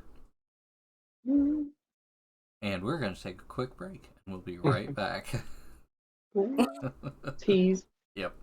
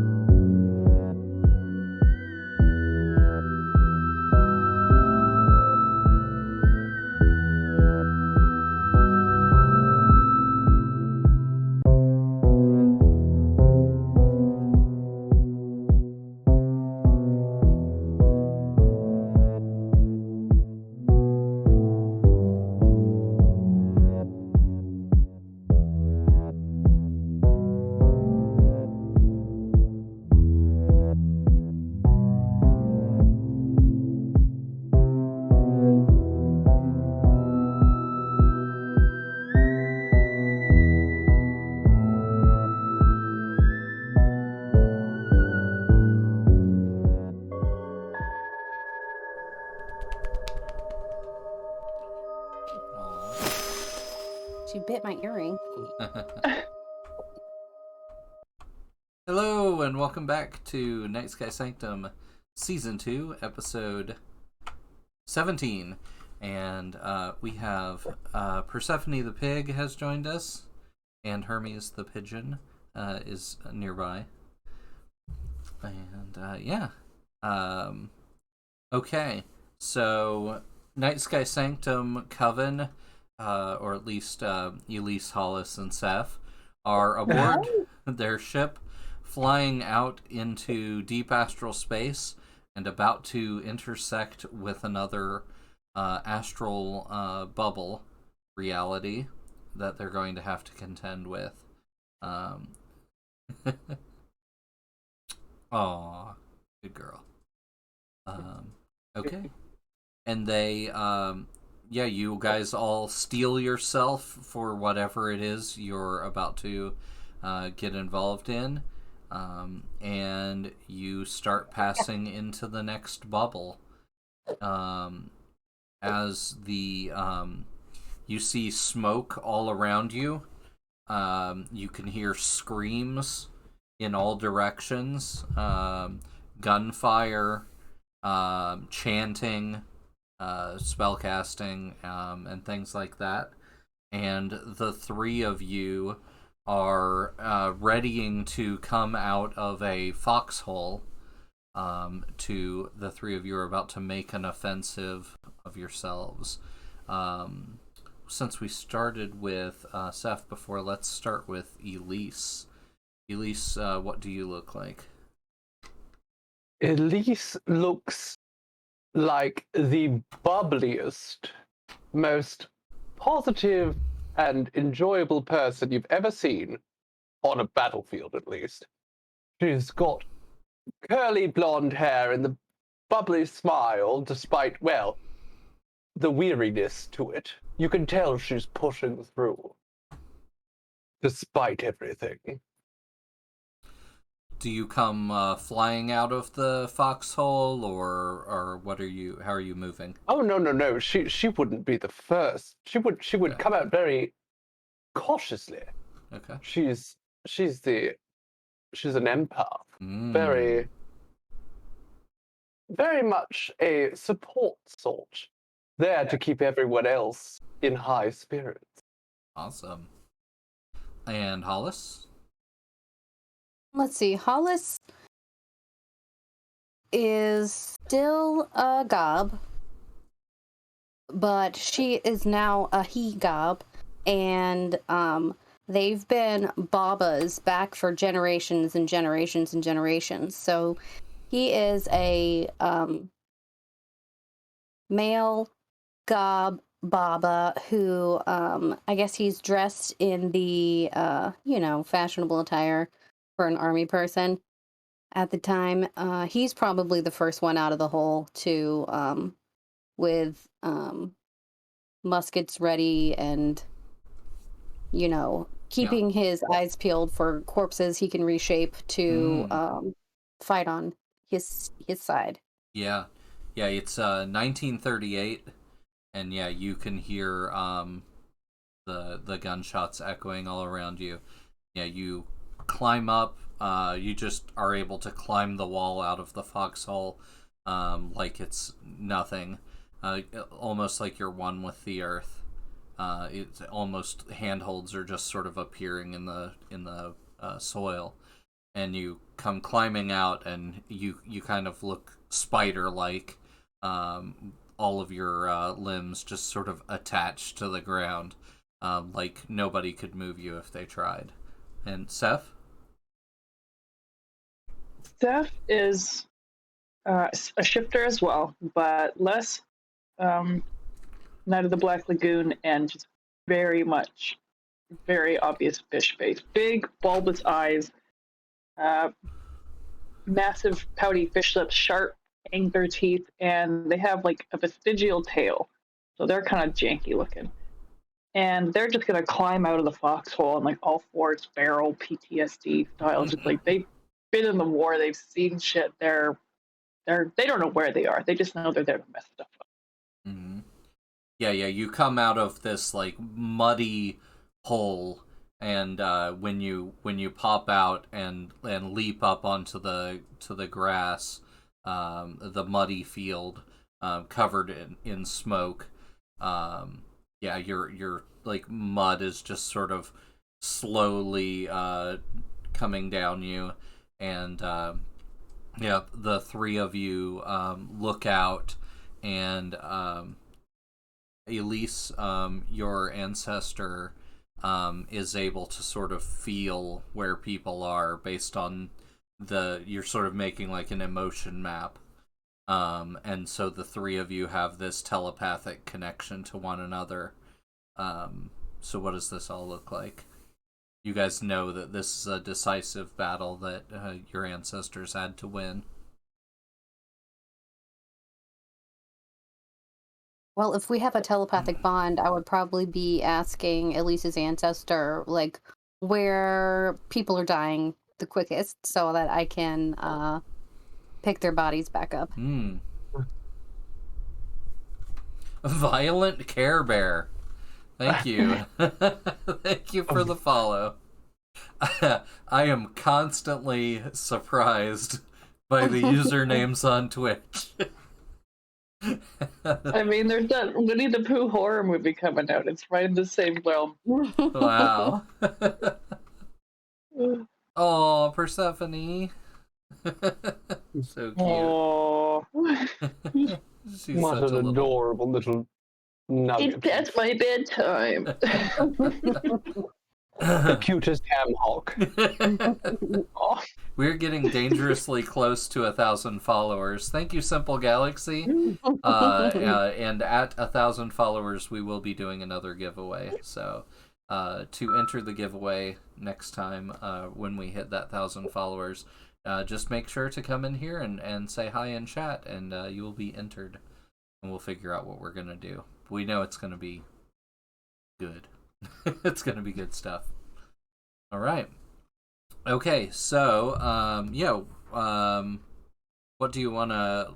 well, we'll just say whatever you guys end up doing. We'll call it a 4 dice. So, a plan that includes all of you. We've got Hollis's ancestor is going to raise an army of undead. Yeah. Seth, your ancestor.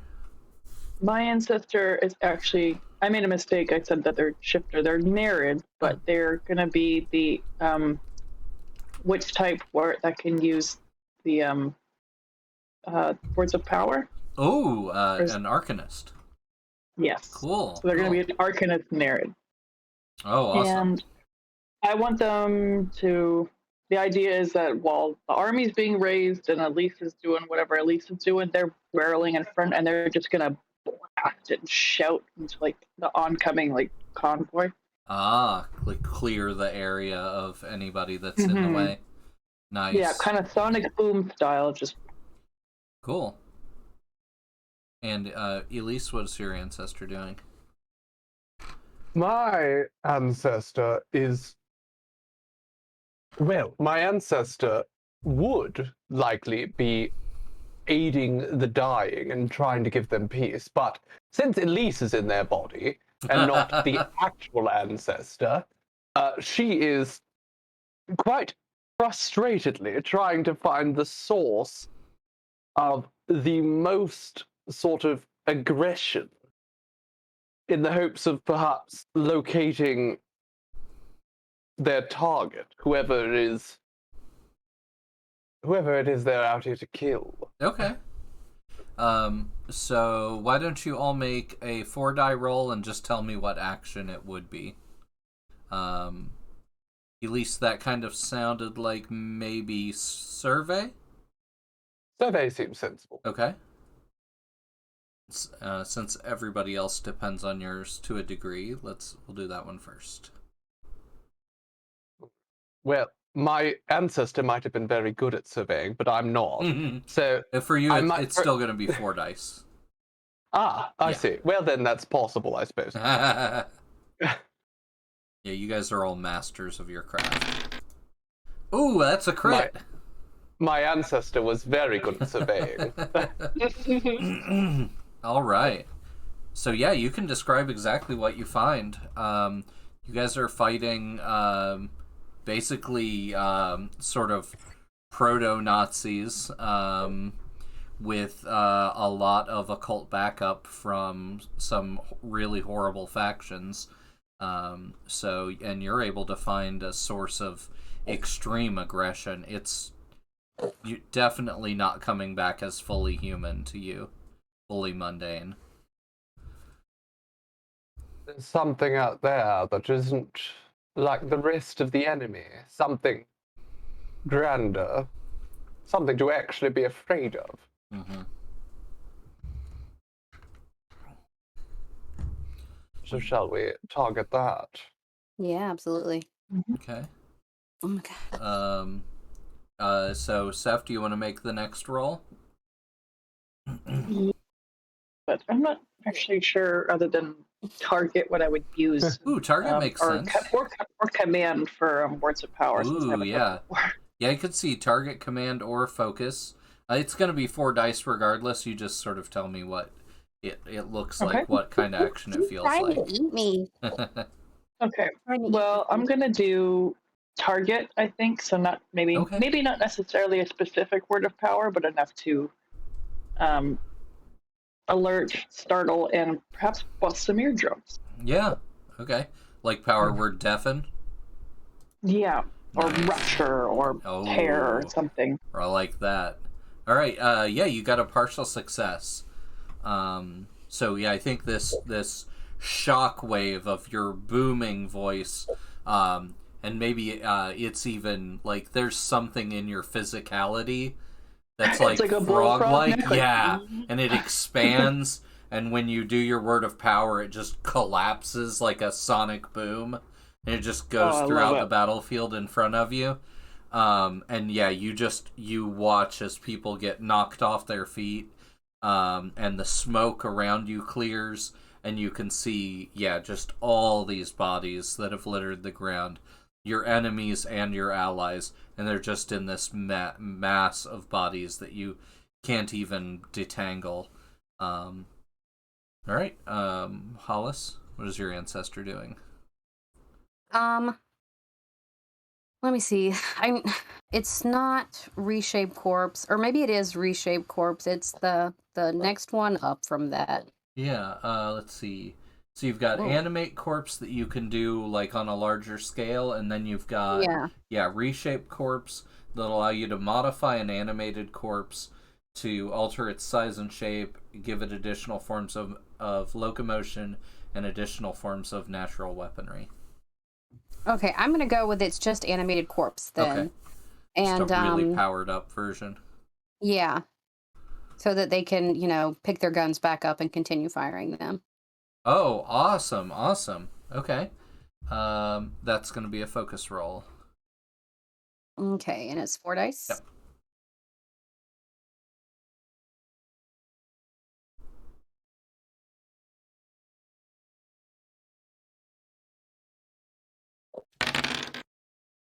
That's a complete success. Yay! So you can describe what happens. Okay, so I'm gonna go with these are mostly enemy soldiers of ours. Okay. And they all just stand back up, pick their weapons back up, and turn around to face their comrades and this force that we're actually worried about. Okay. And start firing. Yeah, they just start firing all nearly in unison and moving sort of robotically, the way Hollis's ancestor is like sort of puppeteering all of them with your long gob fingers, almost like you've got strings attached to all of them.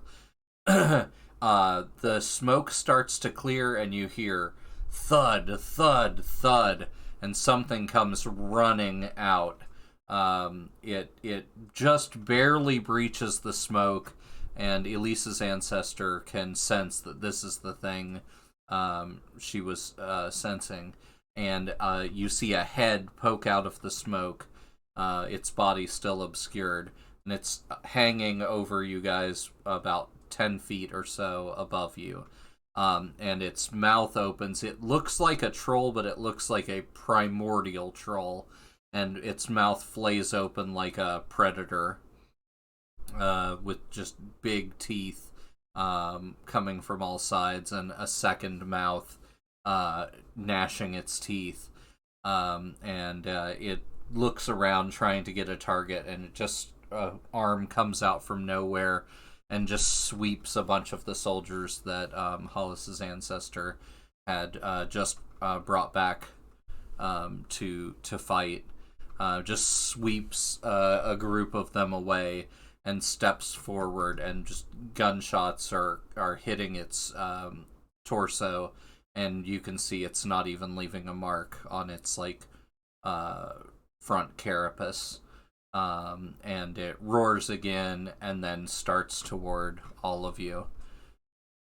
Didn't we do this with our trolls? Who wants to take an action next? We have a empath. We have a Seth. Your ancestor is a... I keep hearing Persephone. She's so cute. The sounds are And it too makes much. my heart feel like it's going to actually beat for once. When we named her Persephone, we were like, oh my god, we're gonna call her Seth. Either by accident or on purpose, we're gonna call her Seth. Yay. She's a cutie. Oh my god, the sounds are too much. They are adorable. Just the occasional Can I set the troll on fire? Yeah, you're a Baba. Mm-hmm. Yeah, you want to have flames leap up from the ground. Yeah. And try to consume it. Sure. What would you be using for that? Probably focus. Yeah. Can you roll it for me? She just crawled into my hands and now I can't move. Sure. Oh, pay attention to me. That is a partial success with 2 1s. Dang. My goodness. So I think the flames rise up and start to consume one of his legs, and he stomps down, and it creates like a fissure in the earth. The flames continue to sort of work their way up his body, but whatever was creating them has been just obliterated. And he takes kind of a half step forward and sees Hollis's ancestor and is like, tasty morsel. So he's definitely certainly correct. coming after you. In that case, Seth's ancestor is gonna make a kind of a scraggly, on all fours scamper in front of Hollis's ancestor and just kind of let loose another howl. Okay. So, some kind of screech, gnash the teeth, just kind of look terrifying if I can do another scream at some point. Yeah, but absolutely. basically just kind of the main intention to be get in between the two of them. Gotcha. Okay, so is this to try to get its attention, or are you trying to do another word of power? You could try to stun mainly it. trying to get its attention, but if yeah, There's power word I stun. didn't think like that. Yeah, I'll try that then. All right. Not having it not as an ability, I don't really know what I'm doing. Right. All right. Yeah, you can make a 4-die roll for that. That's Okay. Focus roll.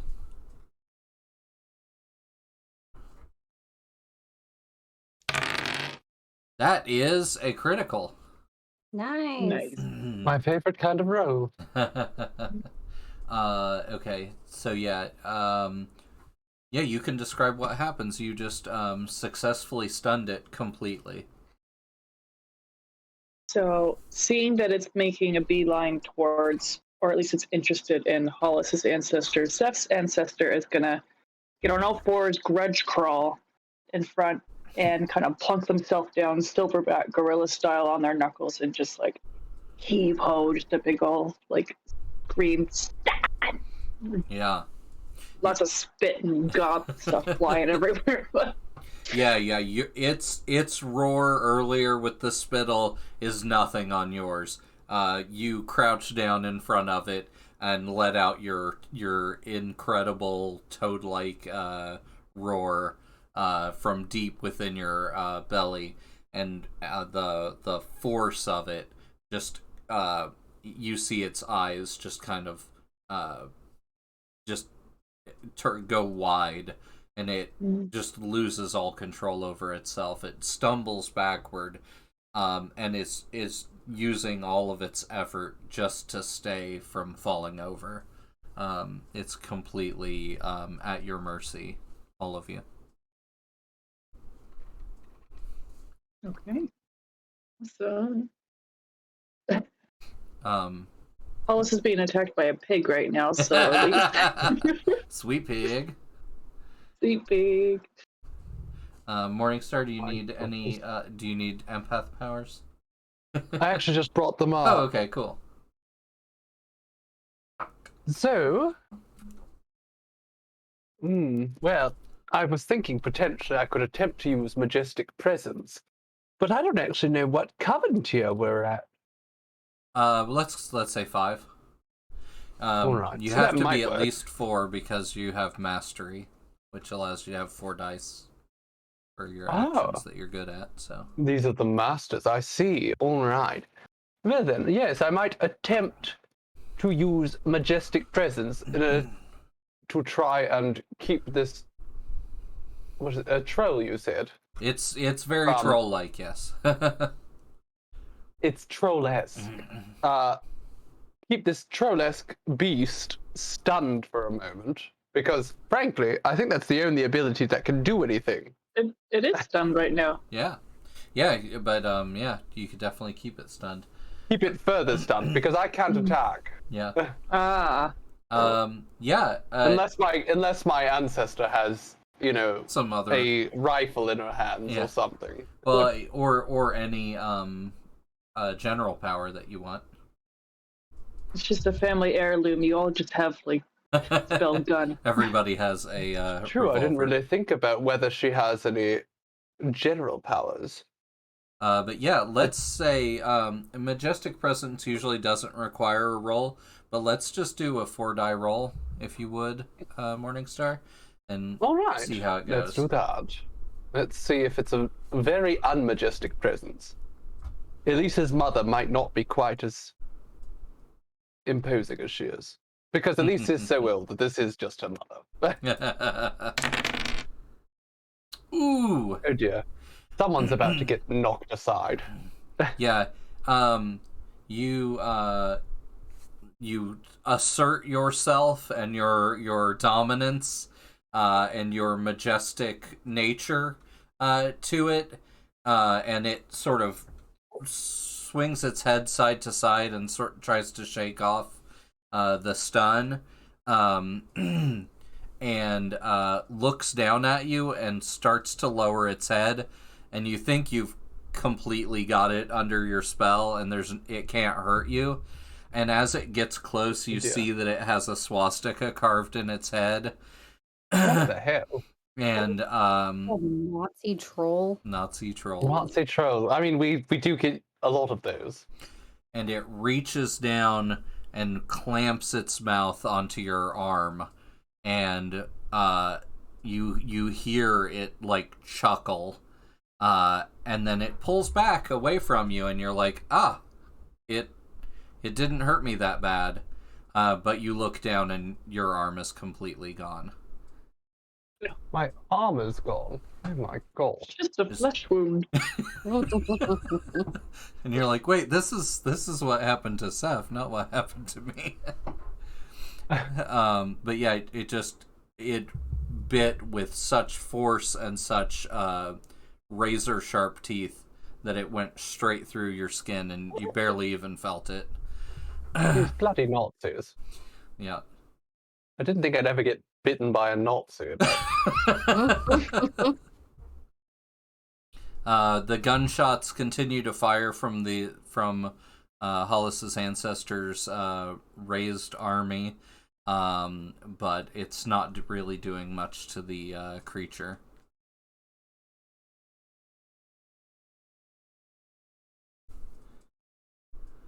Who wants to take? Well, if I can't burn him, can I freeze him? Yeah, you could try that for sure. Maybe Elisa's ancestor also has threefold curse. The arm just explodes inside their body. You want me to roll that for you? Yes, please. Okay. See if the dice spot likes you more. It does. It's a complete success. How much essence do you want to expend on that? Is that the pig noise? I'm gonna go with 4 essence and try to freeze him completely in place. Okay. The oink. Yeah, I know. That was the sweetest little oinks. Okay. The ice, even with 4 essence, it's enough to freeze like half of his body, but all the way up to his neck. So he's like lugging around basically a completely useless arm and leg on one side of his body, and the other. At least he has one. And the other leg is pretty badly burned. So he starts to kind of fall back. But he makes a swing at Seth. So you know, let's see. I don't think we need to roll like a resist or anything. But he swings this icy, completely solid chunk of arm at Seth's ancestor. And you compress your body down into the, like, low to the ground, and it swings right over your head. Nice. But yeah, something else is gonna need to take it out. It's not quite. It's definitely not out of the battle yet.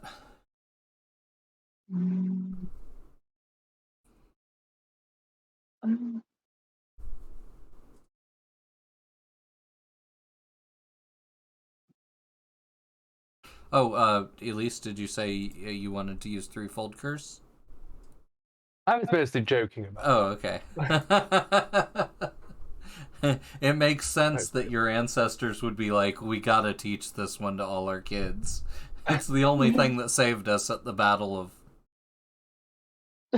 Disgusting Nazi Troll. It could certainly be worth a little bit of fun just to have the troll explode if it all turns out. Yeah.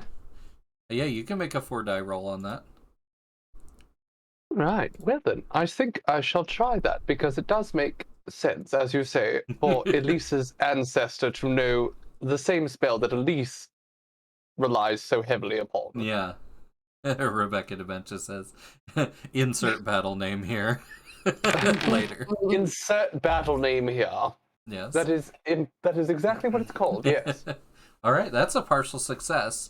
I think that is good enough. So what does that look like? It looks like the arm inside of the troll starting to flail around aggressively and punch over and over and over. And it can't do anything because it's inside. Mm-hmm. And the punches just get worse and worse, and then the nails start to claw at the gut inside. Yeah. Yeah. And I think after a while, this thing starts to like lose its balance, and you see what looks like a baby inside of it kicking. But then you see Elise's ancestors' razor sharp nails finally break the surface, and the arm worms its way back out of the half-dead corpse of the troll. Well, that would be a horrifying slow death. Yep. And then you feel a shock, and you are back on your boat heading into the deep astral. Elise just pulls her glove down to make sure her arm's still attached fully. The pain, the like phantom limb like pain is still there, but you know, for all of you to a degree in one way or another. Then it fades. I have a phantom quickly. penis. Phantom penis, yeah, for Hollis from her ancestor. Like, oh, phantom blue balls. Oh God, what did I see? Okay. And Steph's just like, it was nice to have legs again. Just being a starfish. Oh, Yeah. so bored. Oh yeah. And you look out in deep astral space, and the rest of the bubbles, you have cleared them. You are, but you are still on what looks like a crash course with a whole lot of nothing. It's it's not mage cosmology. Soul undertow, souled undertow. But it is somewhat similar. We have lots of realms in Children of Midnight. But yeah, they are trying to find a lich that's been trapped out in the deep astral for the last 400 years. And they are incredibly close. Goodness, it's a shame we don't have an empath. He's going to be in sore mental state.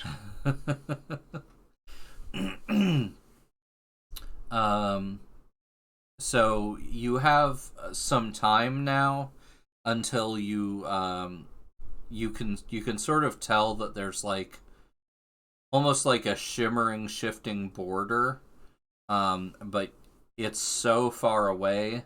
It doesn't look like you're making any progress, but you know you must be.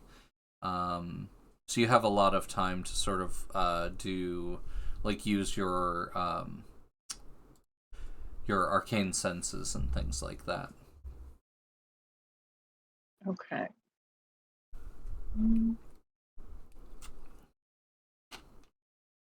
Keep closing all my tabs. Good. Hollis, darling, could you sense the dead? If there was any dead in the astral, Yeah. I should be able to. Yeah, your grimoire Well, there's a senses lich. are underworld spirits or resonance nearby, and what's occurring in my domain.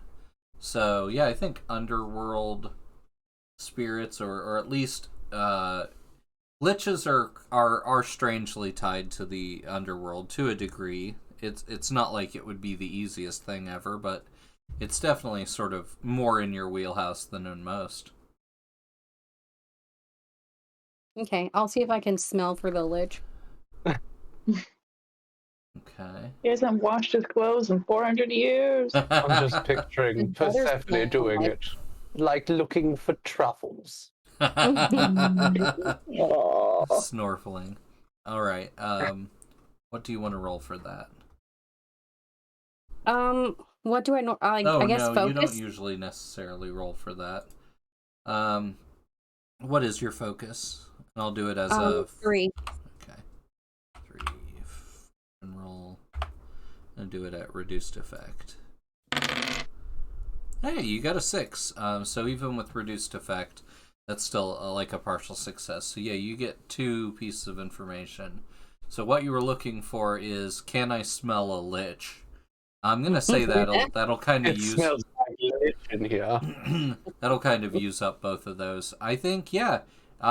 You can smell a lich.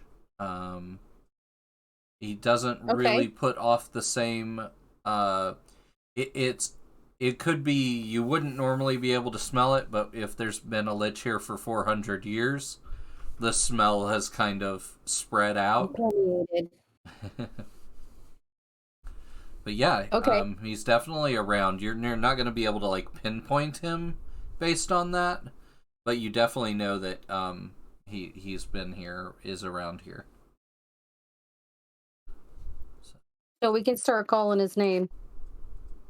Yeah, he is Gaji. And I'm gonna start yelling for him. all right. Anybody else? Me yelling? Goodness, how undignified. I meant anybody else doing anything else. I'm thinking very hard about Golgi because we're in the astral, and that's really all that matters. Do you want to try to astral teleport? I feel like that would be a bad idea to teleport me, given that the rest of the ship would be left behind. Yeah, it is potentially dangerous, but more to you than at least to the rest of the group. Thank you, Wristwatch1, for coming up to see Morning Star. Get your fill. How charming it is to have you, darling. It's hard to get your fill. There's just so much. There's so much and so little time. Mm-hmm. Am I able to do anything at all because I'm so severely injured? Oh yeah. I think as long as you sort of shapeshift around a bunch and it depends what you want to do basically. Okay. I was thinking psyche astral vibe check is definitely a possibility for gathering information. I mean, I still don't know fully what a vibe check is. I'm too. I'm. It's been so long. I'm afraid to ask you. But it's kind of like vibe check. It's kind of like almost like thought sonar. You put energy see if there's any thoughts and, around here and see what comes back to you, and you don't really get like specific voices, but you'll get like if there's a mood or something like that, you'll get it. You'll get something back. Mood. Just from deep in the astral. It's certainly worth doing a vibe check if we're deep in the astral, looking for a particular target, especially. I don't do it near enough. Okay. But I've done it so seldom, I don't remember what I'm doing with it. Is that something survey or study or? It could be, yeah. Those are fine. Focus would be fine. Even target would be fine. Just depends on how you're doing it. If you are smoking and you like blow out the smoke and then like suck it back in and like savor the flavors, and like that's how you get the vibe. Like, oh yes, just taste them as the vibe after they winded their way around the astral. I'm sure they'll be delectable. Hints of lemon. So yeah, I think it could certainly make sense, at least doing a little bit of perhaps she's focusing, because we are in the astral and focus is perhaps the most important thing in the astral, because if you start thinking about other things, those can appear in front of you instead. Yeah, absolutely. All right, yeah, you can make that roll. Right, so I shall attempt to focus and see what the astral vibe of the area is, which I'm sure will be quite messy since we are in the astral itself. But yeah. I'll say controlled standard, since you're in the astral. Well, I'm glad to know it was controlled standard, because it wasn't very good. So that's a partial success. You can take a more risky approach and make another roll, or you can just accept the small amount of information you're able to get back. Accept the small amount of information. Okay. What do you want to know? Just the vibe. I want to know, perhaps. Something. Yeah, yes, the vibe. Give me the vibes, darling. Tell me the vibes. You could go a little bit more specific if you want. I'm not really sure what specific information I'm looking for here. I mean, I know we're looking for the Lich, but I don't think where is the Lich is going to be an answer I'm going to get off of a partial success. Right. Yeah, I would. Who hasn't had Domino's in 400 years? Other pizzas are available. I would say what you see is that, and and no one else, none of the other coven members can see this, although if you put it out into their minds, they could see it. Part of the astral starts to deform differently than the rest. You basically see what looks like a shifting mass that so well blended in with the rest of the background that you wouldn't have even known it was there. But the way your smoke kind of moved around it gives you this sort of outline of something out there. It's kind of like one of those bubbles, but it seems far more physical. Which is interesting, because so few things here are. This seems slightly wrong, given how everything else is. You're not exactly headed directly toward it, but it is not far off one side of your ship.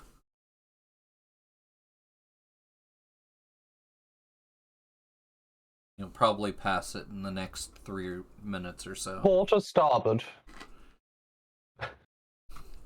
It doesn't matter. And the stars are all around you. It's only... Well, I vote we go towards it.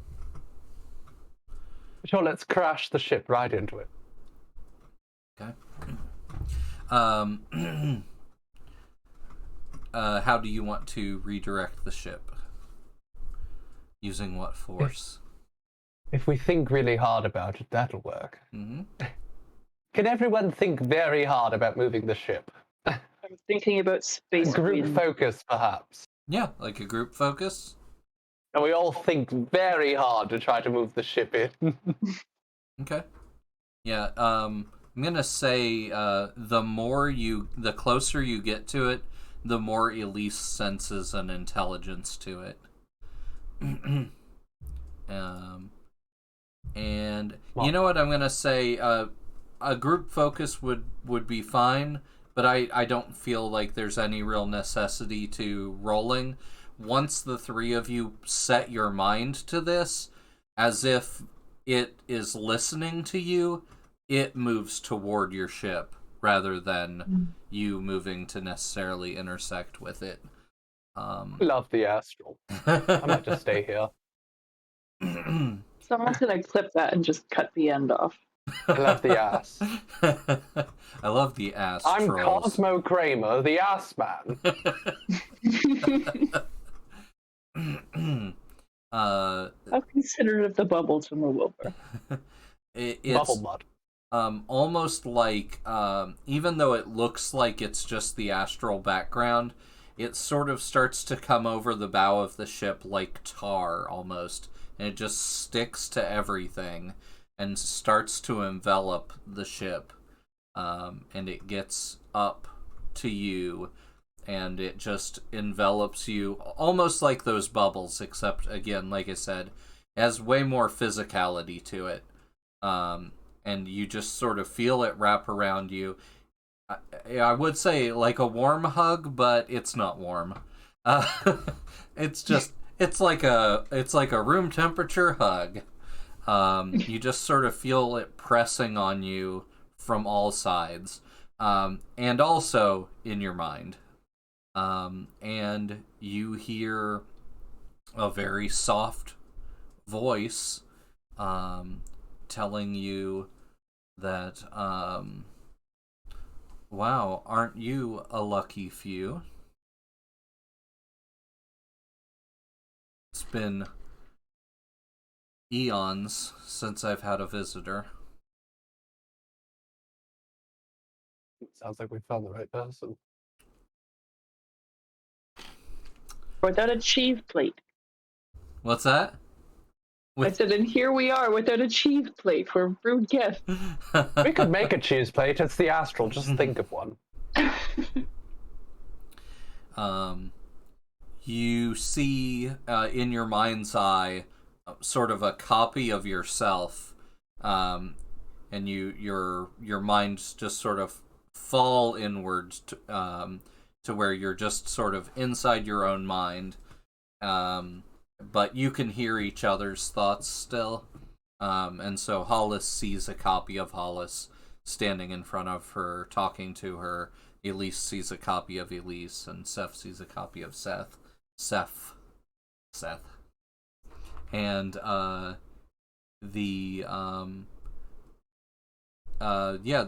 cheese plate appears in your hand.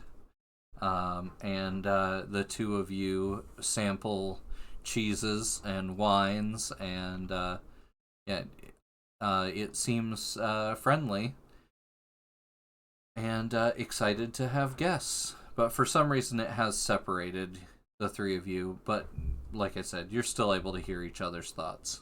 So, anything anyone wants to talk or ask? Well, I want to know if he's the lich we were looking for. I'm sorry, I'm not a being. I don't have a body or a form. So I am sorry. I don't think I'm who you're looking for in that regard. Well, do you know where he is? Yeah, I think I have him around here somewhere. Can And I have him? he, you all see the duplicates of yourself reach into your pockets or purse or whatever you have and just go filtering around and seeing what they can find. But you see, when you see that thing open, whatever it is that it opens, you see the entire contents of the universe in there. It's just reaching around in there and trying to find it and pluck it out for you.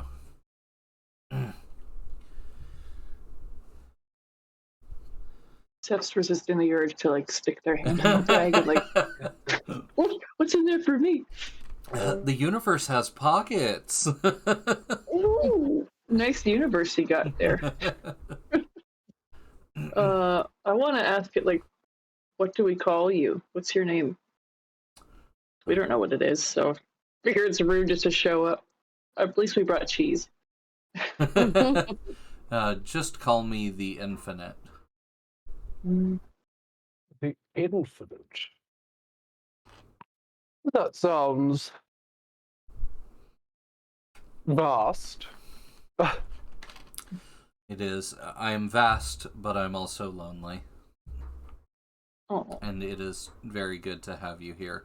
It's going to take me some time to search, though. Oh, wow, Isabella says, ooh, that would make a good patron for Nightsky Sanctum. The Infinite. The Infinite.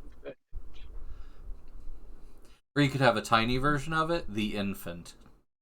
We had 13 of those. Oh, yeah, that's right.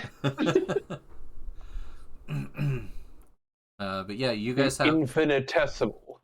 Yes. It's infinitely small. So yeah, you guys have a few minutes to do other things, or while it's looking around and trying to find the lich for you. What does the space look like that we're in? Is it just a void? Yeah, kind of like the background of this, like a shimmering, grayish brown, purpley void. Okay.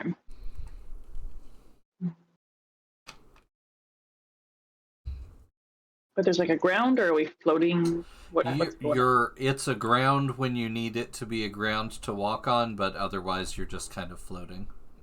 The astral doesn't follow rules, darling. It does whatever it wants, whenever it wants. And what it wants is whatever your mind tells it. Well, Seth's going to be swimming in the air around while other Seth's going through their fanny pack. Nice. Yeah, you... I guess I'll just make small talk, yeah. Okay. Try to be... There we go. Alright. Yeah, so Seth goes for a swim through the ether, and it looks it looks on excitedly, and Hollis makes small talk with it as it's searching its pockets. What's Elise doing? She's looking about, but also studying what she can of the infinite. Okay. You have a She's unique perspective, as in ways that you can look into this that others can't. You have basically a bodily incarnation of infinity in front of you in a way that you can psychically touch. yeah, it's I think too Steph much is a little too temptation. dim to understand. It's probably a pretty risky thing, but she cannot help herself. Infinite. So I think Elise might be attempting to do a little bit of a mental takeover, just a slight. Merge your mind with that of a mundane, or let's see, you can do witches. So I'm going to say, since it's outside of your normal area, you can do it. You're just going to be at base level 0 effect, so you'll have to increase that. So I'll throw some willpower in to increase that effect. Okay. A little bit. So controlled, adding 2 willpower will get you up to reduced effect.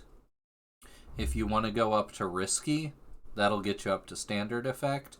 And if you want to go to desperate, that'll get you increased effect. Let's go to desperate, just because it sounds messy and fun. Okay. And because it's the second last episode, if things go horribly. At least you don't have to deal with the consequences that long. Exactly. All right. Oh, my character's dead. Oh well. All right. Desperate action at increased effect. And mental takeover is study. I see. All right. Let's see if this goes horribly wrong, which will be equally as interesting as if it goes horribly well. Consequences of poor execution can be devastating, more often for the victim than the caster. I feel like in this instance, that this might be not inverted. Be the case. Hey, 3 dice though. Hey, a partial success with increased effect, so that's going to be a complete success at standard effect. So your mind has merged with the infinite. What do you want to do with a merged mind? There are going to be some consequences of this that we're going to need to talk about off stream, of course. I imagine. But you're allowed Those consequences are going to be very fun, I'm sure. But you and Elise, like, form of the infinite could get in a slap battle. So why you hit yourself? Why you hit yourself? So you could, while you're in there, you could assist it at making sure it finds the right lich. But really, it's up to you. She wants to see, if this is the infinite, she wants to see as much as she can beyond what she should be seeing. Okay. She wants to see the sort of things that it knows that a person probably shouldn't. Okay. The kind of stuff that'll leave you with a white streak in your hair? Oh, yes. The sort of things that will perhaps leave the mind not fully intact over the coming days. Yeah. Yeah. Okay. We will come back to those consequences at a later time. Very forbidden. And the infinite finishes what it was doing, and sort of shows you in the bag where it found it and makes sure that it's looking at the right thing. You guys have never seen this lich before, so you're not entirely sure. But Hollis, you do have a scent, so you could probably try to match up the scent. Sure. I'll smell the lich. All right. What's your focus? 3. All right. There's like raw. To be fair, I'm sure there's not that many smells out here, so. That's true. Okay. Like 70% sure that's the right one.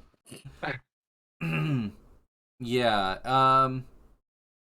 Yeah, I agree. 70% sure. It's someone needs to make artwork of the Hollis and Can I Smell a Lich, but like a Dr. Seuss book.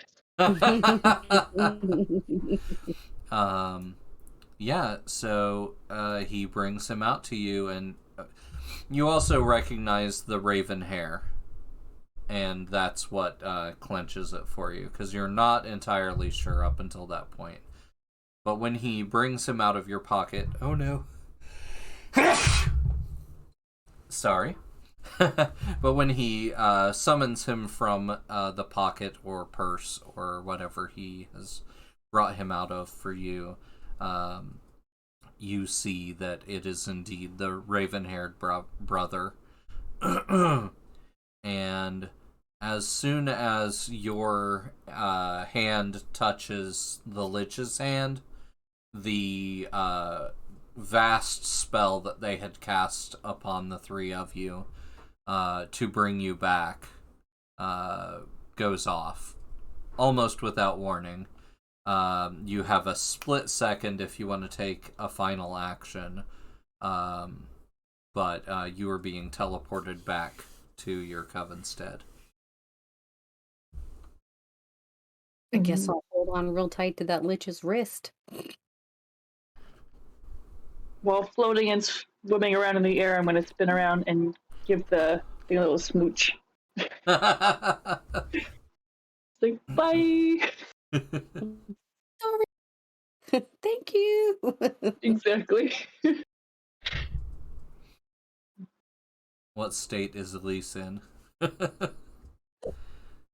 Well, she's probably quite a bit dazed at the moment, as her mind's trying to comprehend what she just took in. Yeah. Yeah, so still spinning, maybe?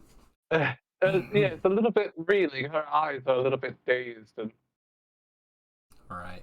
looks like, quite often, quite similar to how she looks when she's intoxicated, which is most of the time. So, for what might be the first time in any of your characters' lives, you see your life pass in front of your eyes. But it's not like people described it. It's almost like you literally just passed through every memory and recreated yourselves on the way to existing again in the physical realm. You almost worry that a part of you that was out here just got untethered, but a copy of you was made here in the physical world, and you look down and your bodies are like being stitched together with magic. Like that. Better than the magic I tried to use to stitch Seth's body together.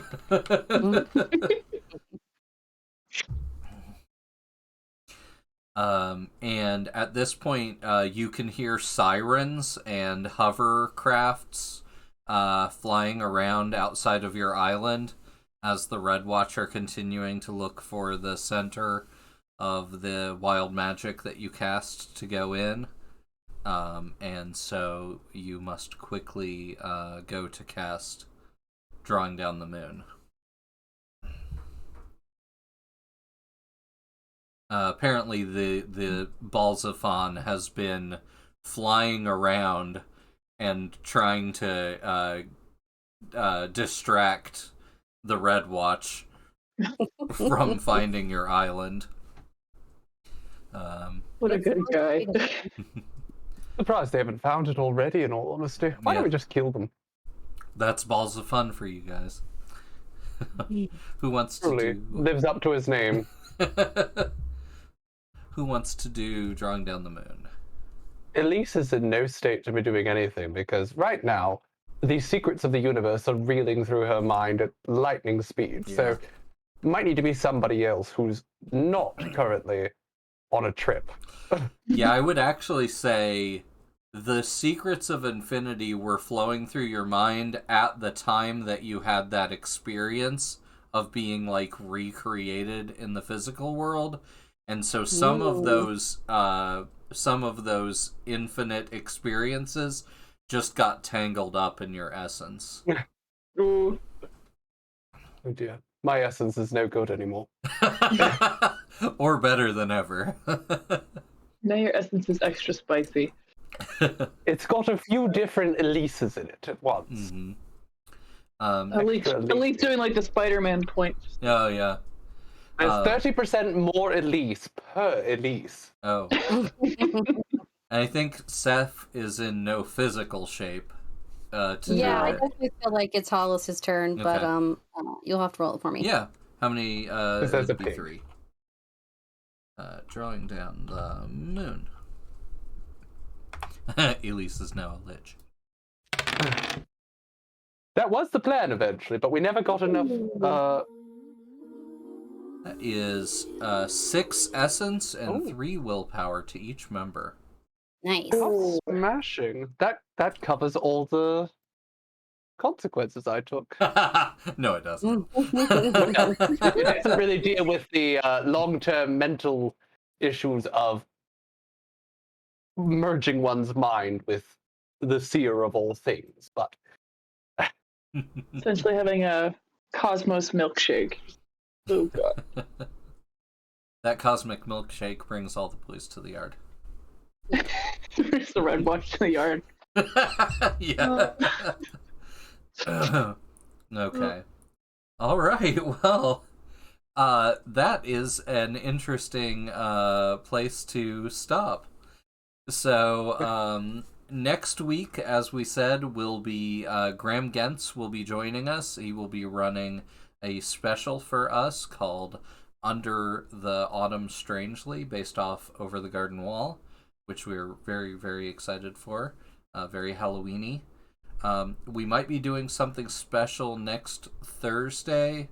If we have time, maybe we'll do a Halloween-y one-shot or something of that nature. Depending on how everything is going with all of our Patreon supporters, because we're trying to get stuff scheduled as much as we can, and a lot of these things are very spooky season related and would go really well in this slot. But first, before we end, let us have everybody tell our audience where they can find you, and we'll start with Morningstar. well, if you want to find me, you can just look up the Cytherian. There's not many of them. I am on Twitter, Instagram, and Facebook, and we have, I say it every time, but we have something very, very special coming up this week that I've been working on for over a year, so Wow. it's well worth following just to see it. Because my dear Megan is hard at work editing them up right now, and they are going to be masterpieces, aren't they, darling? Oh, well, I better get my butt moving. After all that hype, I can't let it down. Exactly. It's too much pressure. That's why I do it. Mm-hmm. You build me up for failure, babe. Yeah, you've not failed yet, darling. Go right ahead. But yes, I am Megan. I am the editor and photographer for the Morningstar content. Blah blah blah. Same spiel, next different week. But we release everything on Fridays. I have my own page on Instagram with minimal content right now. I'm still working on getting the software stuff organized properly, so I don't have things looking like they were exported on a potato. You can find that at Seafoam Workshop. But otherwise, every Friday and occasionally during the week, we have extra content. We want to hype up this week because we're really excited for what we're doing. And thank you for everyone who helped last week. It's so big. It's really great. We kind of ran in with a good time with Rings of Power. So thank you for that. But I hope everyone's really intrigued for this week. Yeah. Oh, yeah. We need to watch that. Andrea? Yeah, my name is Andrea. I am one half of the writing and creative team at Balsamic Moon Games, and you have been watching us play our game this evening. I also have a Twitch channel that I stream from on Fridays, where I do witchy and paranormal things. Last week, I reviewed a bunch of different tarot decks, and that was super fun. Normally, we've done a spirit box session trying to communicate with the spirits, and we're super excited that as we get closer to Samhain, that we might be able to get a little bit more information. So yeah, you can do that. You can follow me on Instagram and Twitter at Wildwood Witch. I have been asked several times over the last week or so to make this little girl her own Instagram page. So if anybody's interested in that, let me know. And maybe we'll get that started. Gavin's been putting a fair share of TikToks of her up. So you can follow. I think that's Balsamic Moon Games. It's just Balsamic Games. Yeah, Balsamic Games. TikTok, and you can see Gavin sing to our pig.